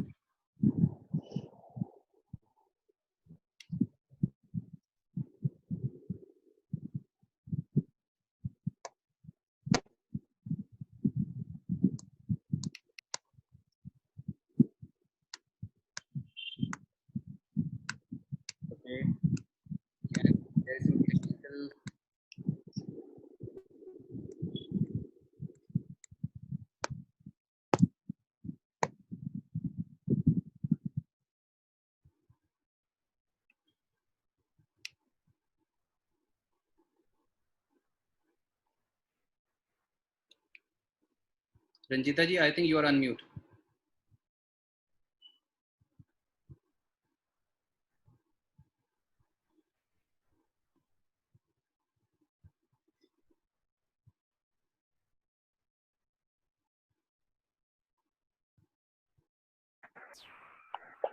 हेलो। हाँ बेटा। Morning sir. सर वो अनम्यूट नहीं हो रहा था, पूरी हार्ट बीट चेंज हो गई sir. First of all thank you sir, बहुत मजा आया सर। इतने सारे मतलब लोग ऐड हो रहे हैं, निकल रहे हैं, इतने सारे मैसेजेस सर, 2-2 3-3 फोन बिजी हो गया सर। ये भी ड्रीम था लाइफ में कि सिर्फ लड़कियों का सर कॉल हो सर, आज वो एक सपना पूरा हुआ sir. And thank you sir. अगर मैं मेरी बात करूँ तो मेरा नाम सोनम सिंह है, और आज से 9 से 10 साल पहले सेम सर मेरे को ऐसी अपॉर्चुनिटी मिली, और मैं अपने आप को बहुत ज्यादा लकी मानती हूँ कि 4 मई 2010 को सर मैं पहली बार मैं आपको देख पाई थी। और वो सुनने के बाद एक कहीं ना कहीं अंदर एक फीलिंग आया कि नहीं, मैं भी अपने जिंदगी में कुछ बड़ा कर सकती हूँ। बट सुनने के साथ साथ फीलिंग तो आई, बट उसके साथ साथ एक क्वेश्चन था दिमाग में चल रहा था, क्योंकि अब तक हमारे समाज में मैंने हमेशा ये देखा है कि अक्सर लोग वो करते जो पूरी भीड़ कर रही होती है। जब मैंने डायरेक्ट सेलिंग का पहली बार प्रेजेंटेशन देखा, घर पे आके फैमिली वालों के साथ बात किया, तो थोड़ा क्वेश्चन था कि यहाँ से कुछ नहीं हो सकता। तो सर बट हाँ, कहते हैं ना कि अगर ठान लिया जाए तो कोई भी चीज इम्पॉसिबल है, चाहे वो किसी भी वे में हो सर। यहाँ पे लड़की और लड़के की बात नहीं आती सर, सिर्फ एक जिद होती है कि ठानने की। सर मैंने डिसाइड करा, तो सर डायरेक्ट सेलिंग से ही सर मैं मेरे लाइफ में एट द एज ऑफ 18 अपने पेरेंट्स को 1 BHK प्रॉपर्टी गिफ्ट कर पाई थी। चलो ये कहानी सर पुरानी हुई, बट मैं अभी राइट नाउ लॉकडाउन की बात करूँ, जब मैंने शुरुआत करा था, कहते ना सर उतार चढ़ाव हर जगह पे आते हैं, बट कहते होते ना कि वो उतार चढ़ाव से आपको रुकना नहीं है। सर मैं रुकती नहीं थी, क्योंकि मेरे पास ऐसे कुछ अपलाइंस थे, कुछ सीनियर्स थे जो कह रहे थे कि बेटा आज आप है ना बीज लगाने का काम कर रहे हो और आप इस पे मेहनत करो। सर मैं मेहनत करते गई सर, आज मुझे फील होता है लॉकडाउन के दौरान जो मेरे साथ हो पा रहा है सर, मैं बाहर की दुनिया में देख पा रही हूँ कि कितने सारे लोगों की जॉब जा रही है। आप सारे लोग ये ऑब्जर्व कर पा रहे हैं जिन्होंने 15-15 साल एक अच्छा बिजनेस सेट करने में लगाया, कहीं ना कहीं आज वो बिजनेस टर्नओवर 0 है, बट अपने आप को लकी फील कर पा रही हूँ, क्योंकि वो बातें याद आ रही है जो 7 साल पहले मेरे सीनियर्स कहते थे, बेटा आप आप प्लांट लगा रहे हो, आप बीज लगा रहे हो, उसका फल खाने का वक्त है। सर आज मैं कह सकती हूँ कि मुझे उसका फल मिल रहा है। I am happy sir. जब लॉकडाउन स्टार्ट हुआ था फैमिली में ऐसा था कि सर्वाइवल कैसे होगा सर, ये हर घर का कहानी था सर, मेरे घर पे भी क्वेश्चन मार्क था, बट मैं उस जगह पे देख रही एवरी वीक मेरे अकाउंट में पैसे हो रहे थे, और ये सर सिर्फ पॉसिबल हो पाया डायरेक्ट सेलिंग के वजह से। और सर इससे पहले लॉकडाउन के पहले बहुत अच्छा हो रहा था, बट लॉकडाउन के बाद भी सर बहुत बढ़िया हो रहा है सर। इतना समझ में आ रहा है आज के कॉल के बाद सर, ये समझ में आ रहा है कि हम बहुत बड़ा कर सकते हैं, हमारे अंदर बहुत सारी स्टैमिना है सर। पक्का सर आने वाले वक्त में बहुत सारी कहानियां जिस तरीके से आप लोगों ने अपनी ताकतों को समझा है, अगर इस कॉल में 1000 लड़कियां अगर अपनी ताकतों को समझ जाएं तो मतलब फिर तो हम इस देश में हंगामा ही खड़ा कर देंगे, और ऐसा हंगामा खड़ा करेंगे कि मतलब पेरेंट्स भी कहेंगे कि थोड़े दिनों के बाद कहते हैं कि अगर जहाँ पे बहुत ज्यादा लड़कियां एक साथ होनी शुरू हो जाएं तो पेरेंट्स भी कंफर्टेबल हो जाते हैं। फिर पेरेंट्स कहेंगे कि पूरी पढ़ाई कंप्लीट तो करते रहना, लेकिन साथ साथ आरटीओ के साथ जुड़ भी तो जाओ, कम से कम वो जो आपको मजबूती देता है अंदर से, कैसे एक स्ट्रॉन्ग वुमन बनना है, उसकी जो एजुकेशन सिस्टम है जो कॉलेज में नहीं मिलती, जो स्कूल्स में नहीं मिलती, कैसे उस एजुकेशन सिस्टम के आया जाए, कैसे उस वैल्यू सिस्टम को समझा जाए कि कैसे एक अच्छा परिवार बनाया जाता है, कैसे दूसरों की मदद करने की जो नीयत है वो अपने अंदर डेवलप की जाए। ये सब कुछ जो हमें इस सिस्टम से मिल पाता है, ये हम चाहेंगे कि मैक्सिमम लड़कियों तक ये चीजें पहुंच पाए। Ranjita, can we have you? This is my last trial. Thank you sir.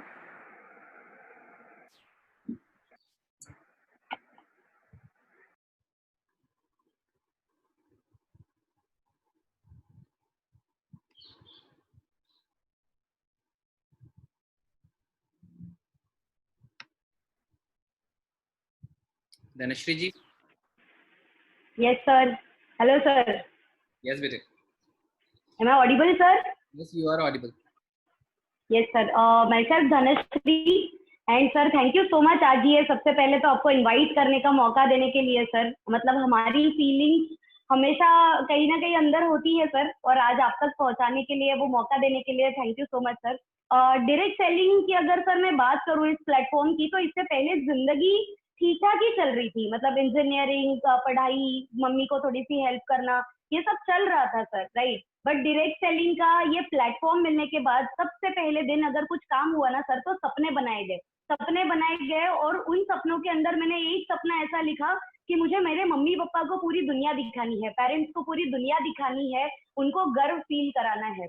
और ऐसे ही सपने पेरेंट्स के भी थे, बट वो जो सपने थे ना सर, वो मेरे भाइयों की तरफ से वो उम्मीद उनको थी कि वो सपने वो पूरे करेंगे, मेरे भाई जो है वो सपना पूरा करेंगे, वो उम्मीद वो उनसे लगाते थे। और मुझे हमेशा मेरे पेरेंट्स कहा करते थे कि बेटा अगर तेरी पढ़ाई अच्छी हो जाए, और अगर तुझे एक अच्छे घर में तेरी शादी हो जाए, तुझे एक अच्छा लड़का मिले, और वो अच्छा परिवार जो है वो तुझे ड्राइव करे, तो ये हमारे लिए हमने जो किया वो सब कुछ वसूल हो गया, ऐसी वाली बात होती थी। और ये ऐसे हमेशा वो मुझे बताया करते थे, तो ये विचारधारा कहीं ना कहीं उनकी थी। और मेरी थोड़ी सर डायरेक्ट सेलिंग के प्लेटफॉर्म में आने के बाद विचारधारा बदली, सपने बने, और ये सपने बने कि पेरेंट्स को पूरी दुनिया दिखानी है। जर्नी रही सर डायरेक्ट सेलिंग के इस प्लेटफॉर्म के साथ, it's a fruitful journey and sir एक बहुत अच्छा मुकाम सर अचीव कर पाई। और बहुत अच्छा लगता है सर ये बताते हुए कि बुर्ज खलीफा सर जो दुनिया की सबसे ऊंची इमारत होती है सर, जहाँ पे मतलब मेरी मम्मी मुझे ये कहा करती थी कि बेटा मतलब जिस दिन तेरी शादी हो जाएगी तो अच्छे घर में अच्छे परिवार में चली जाएगी, तो हमारे लिए सब कुछ वसूल हो जाएगा जो हमने किया। उसी जगह पे सर वही पेरेंट्स थे जब दुनिया के वो ऊंची इमारत पे सर, जब 124th फ्लोर से वो दुनिया देख रहे थे ना, मेरी मम्मी ने सर मुझे गले लगाया और उसने मुझे कहा कि मैंने जो तेरे लिए किया ना वो सब कुछ आज वसूल हो गया। एंड सर वो जिंदगी का सबसे सुंदर पल था। शादी हुई sir, I became a best home maker because sir मतलब मेरे फादर लॉ चाहते थे, मेरे हस्बैंड चाहते थे। I became a best daughter because मेरे मम्मी और पापा चाहते थे, मेरे पेरेंट्स चाहते थे। But sir why I became successful year, मैंने यहाँ पे एक सर मुकाम डायरेक्ट सेलिंग के प्लेटफॉर्म में इसीलिए अचीव किया सर, क्योंकि मेरे जैसी ऐसी काफी सारी लड़कियां हैं, मेरे जैसे काफी सारे ऐसी जो मैं देख पाती हूँ कि मेरे रिलेटिव्स, मेरे कजिन्स है या मेरी फ्रेंड्स है, जो कहीं ना कहीं अपने आप को कमजोर समझती है, कहीं ना कहीं ये सोचती है कि मैं क्या कर सकती हूँ। तो हमें ये तो पता हो सकता है कि हम क्या नहीं कर सकते सर, बट बहुत सारी ऐसी लड़कियां होती है जिनको ये नहीं पता कि वो क्या करके दिखा सकती है। और ये उस डायरेक्ट सेलिंग के प्लेटफॉर्म ने हमें करके दिखाने का मौका दिया। एंड दैट्स व्हाई सर उन लड़कियों को मैं इंस्पायर कर पाऊँ, उनके लिए एक एग्जाम्पल बन पाऊँ, इसीलिए सर यहाँ पे वो बेहतर करने का एक सपना सर मैंने सोचा और वो करके दिखाया sir. Thank you so much. Fantastic. Can we have Kajal? Sir Yes, बेटा. सर मैंने कुछ लाइंस लिखी थी जहाँ पे इतनी जो भी लड़कियां हैं, 2 लाइंस थी सर, वो बस बोलना चाहूंगी सर कि चलती रहूंगी पाथ पर, चलने पे माहिर बन जाऊंगी, अपने साहस के कारनामे बार बार दोहराऊंगी, अपने विश्वास को और ऊंचा उठाऊंगी, मैं किसी से कम नहीं ये सारी दुनिया को दिखाऊंगी, कुछ कर गुजरने का पागलपन लेके अपनी कहानी जरूर बनाऊंगी, दिया है मौका भगवान ने अगर नारी बनने का, दिया है मौका अगर भगवान ने नारी बनने का, तो इस जिंदगी को इतिहास जरूर बनाऊंगी। Thank you so much. Super, very nice, बच्चे. Now can we have Kajal aunty?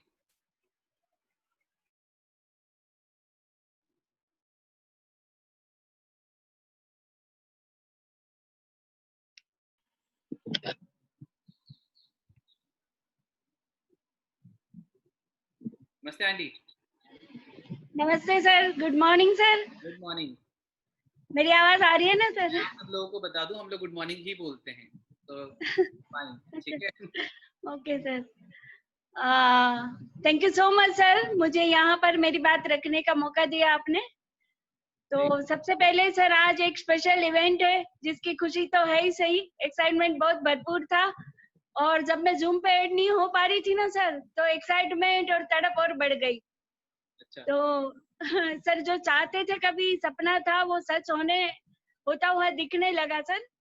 और नारी की अगर डेफिनेशन में सर बताऊं तो मेरे शब्दों में यही है कि नारी का मतलब है ना हारी, मतलब हाँ, जो किसी भी मुसीबत में किसी भी परिस्थिति में हार न माने वो नारी होती है सर। और यहाँ पर उपस्थित सभी नारी शक्ति को मेरा अभिवादन है। और मेरी बात करना चाहूँ तो सर पर्सनली मुझे ऐसा लगता है कि हर एक फीमेल को, हर एक औरत को अपनी एक आइडेंटिटी बनानी चाहिए।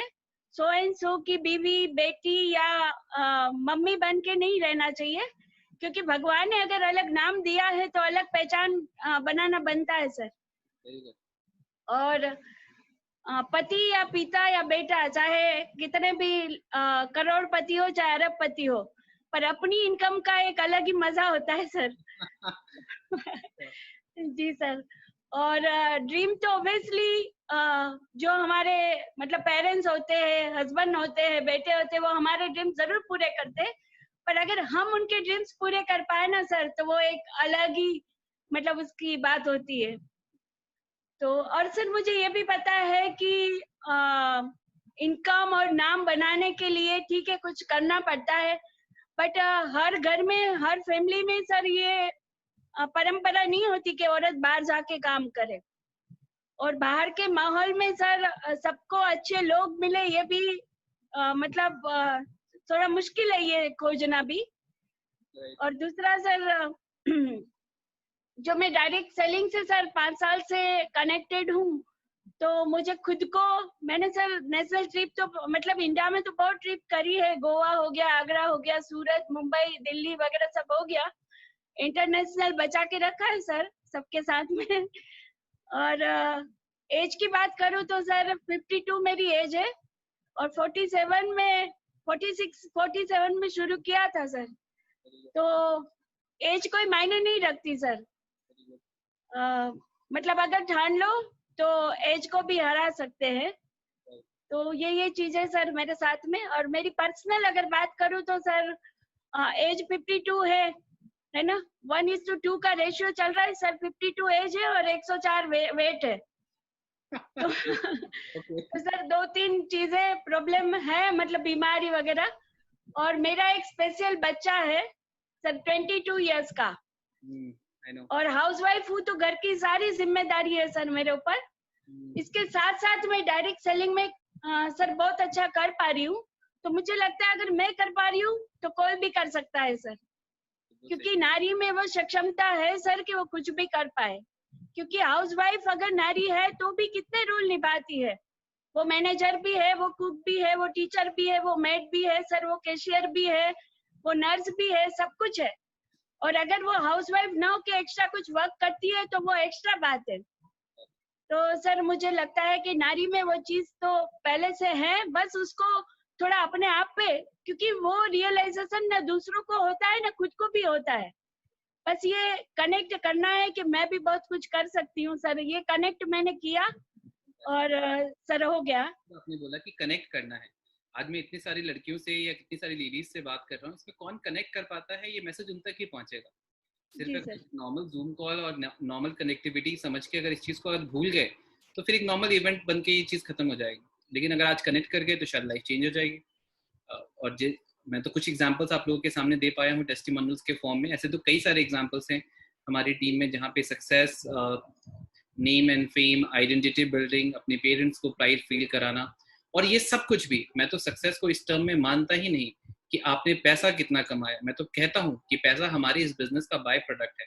जितना आ गया वो अलग से एक्स्ट्रा है, लेकिन सबसे ज्यादा जरूरी है कि एक प्रोडक्टिविटी अपनी जिंदगी में जो एक औरत यहाँ से ढूंढ पाती है, एक बेहतर फैमिली मेकर, एक बेहतर वाइफ, एक बेहतर मदर, एक बेहतर वुमन, जो बनने की क्वालिटीज जो इस सिस्टम में कई सारे लोगों के बीच में रह के मिल पाती है, वो मिलना बहुत ज्यादा मुश्किल होता है। क्योंकि ये सिस्टम ही अलाउ करता है आपको हजारों लोगों से बात करने का।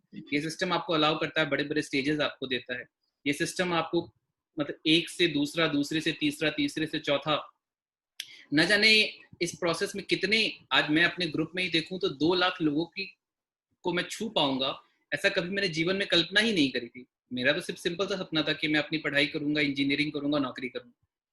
तो कहते हैं कि एक ऐसी लाइफ होती है जिसमें आप सक्सेसफुल होते हैं, और एक ऐसी लाइफ होती है जिसमें आप सिग्निफिकेंट होते हैं। सक्सेसफुल होने का मतलब है आपने अपनी जिंदगी में अपने परिवार के लिए बहुत सारी दौलत इकट्ठा कर ली, बहुत कुछ इकट्ठा कर लिया, आप सक्सेसफुल हैं। लेकिन इसका मतलब ये नहीं है कि अगर आप सक्सेसफुल हैं तो आप सिग्निफिकेंट हैं। सिग्निफिकेंट का मतलब क्या होता है कि जब आपने अपनी जिंदगी में सिग्निफिकेंस हासिल कर ली, इसका क्या मतलब है, आप दूसरों के लिए बहुत इंपॉर्टेंट हो गए। यानी कि जहां भी आप गए वहां पे आपने दूसरों को छू लिया, जहां भी आप गए आपने दूसरों के जीवन में कोई बदलाव ला दिया, जहां भी गए आपने दूसरों का दुख दर्द खत्म करने की कोशिश करी। ये जो एटीट्यूड है कि सिर्फ बात करके लोगों का मन हल्का कर देना, सिर्फ परेशानियां होती कहाँ, ज्यादा से ज्यादा दिमाग में होती हैं। अगर कोई इंसान ढंग से बात कर ले तो इंसान अपने गम भूल जाता है। इंसान अपने दुख से जितना दुखी नहीं है, वो दूसरों के खुश से ज्यादा दुखी है। तो ये जितनी भी जो शिक्षाएं हैं, जो जितना भी ज्ञान है, जो जितना भी नॉलेज है, एक नॉर्मल आम इंसान अपनी जिंदगी में व्हाट्सएप पे तो बहुत लेता है लेकिन इम्प्लीमेंट नहीं करता। व्हाट्सएप यूनिवर्सिटी चल रही है ना, जहाँ पे ज्ञान डेली बेसिस पे आ रहा होता है कि आज ये करना है, आज ये बनना है, एक अच्छा इंसान बनना है। लेकिन घर में सास बहू के चक्कर चल ही रहे हैं, जहाँ पे लड़ाई झगड़ा हस्बैंड वाइफ का चल ही रहा है, सब कुछ वैसा ही चल रहा है। लेकिन ज्ञान सुबह सुबह व्हाट्सएप ग्रुप में, फैमिली ग्रुप में इतनी तेजी से आ रहा है जैसे पता चल रहा है कि गीता का कोई स्रोत है जो वहां से डायरेक्टली सारा ज्ञान आ रहा है। इम्प्लीमेंटेशन 0 हो गई है। तो आज इन्हीं सारी कोशिश को मैं चाहता हूं कि कैसे छोटी छोटी बातों को नॉलेज के रूप में लेकर अपनी जिंदगी में हम इम्प्लीमेंट कर पाए। ऐसा जो एक प्लेटफॉर्म हमको डायरेक्ट सेलिंग ने दिया है, सिर्फ एक प्रोडक्ट दूसरों तक पहुंचाने का बिजनेस नहीं है, एक विचारधारा को दूसरों तक पहुंचाने का जो ये बिजनेस है, अगर हम लोग समझ गए तो हम एक बहुत बड़ी क्रांति का रूप ले सकते हैं। Thank you so much all ladies for being this part of this wonderful session. I am honored and I am overwhelmed. I will always be indebted to all of you कि आपने मुझे ये मौका दिया कि मैं अपनी किसी थॉट प्रोसेस को आप लोगों के साथ शेयर कर सकूं, और मैं कोशिश करूंगा कि जब हम अगली बार आए तो ये कॉल अगर अलाउ, अभी जूम तो अलाउ नहीं करता 1000 से ज्यादा, हम कुछ ऐसा करें कि अगली बार 5000 लेडीज को एक साथ कनेक्ट कर पाएं और इस देश की 5000 लेडीज को इंस्पायर कर पाएं कि कैसे वो अपनी जिंदगी में और बेहतर फैसले ले सकती हैं। Thank you so much for being this part of being patient with us, 1-1.5 घंटे हमारे साथ रहने के लिए। और मैं उम्मीद करता हूं कि आप इस सिस्टम को और गहराई से समझेंगे, जिन्होंने आपको इन्वाइट किया है उनसे जानेंगे क्या है ये, और उसके बाद पूरी हिम्मत और पूरे फैसले के साथ, पूरे स्ट्रॉन्ग मेंटल एटीट्यूड के साथ इस बिजनेस के साथ जुड़ेंगे, ताकि आप अपने लिए नहीं, अपने परिवार वालों के लिए एक अच्छी बेहतर नारी शक्ति बन पाए। यही मेरा ड्रीम है और यही मेरा सपना है। अगर हम सब लोग ये कर पाए तो बहुत मजा आ जाएगा। Thank you so much, all the very best, may God bless you, thank you.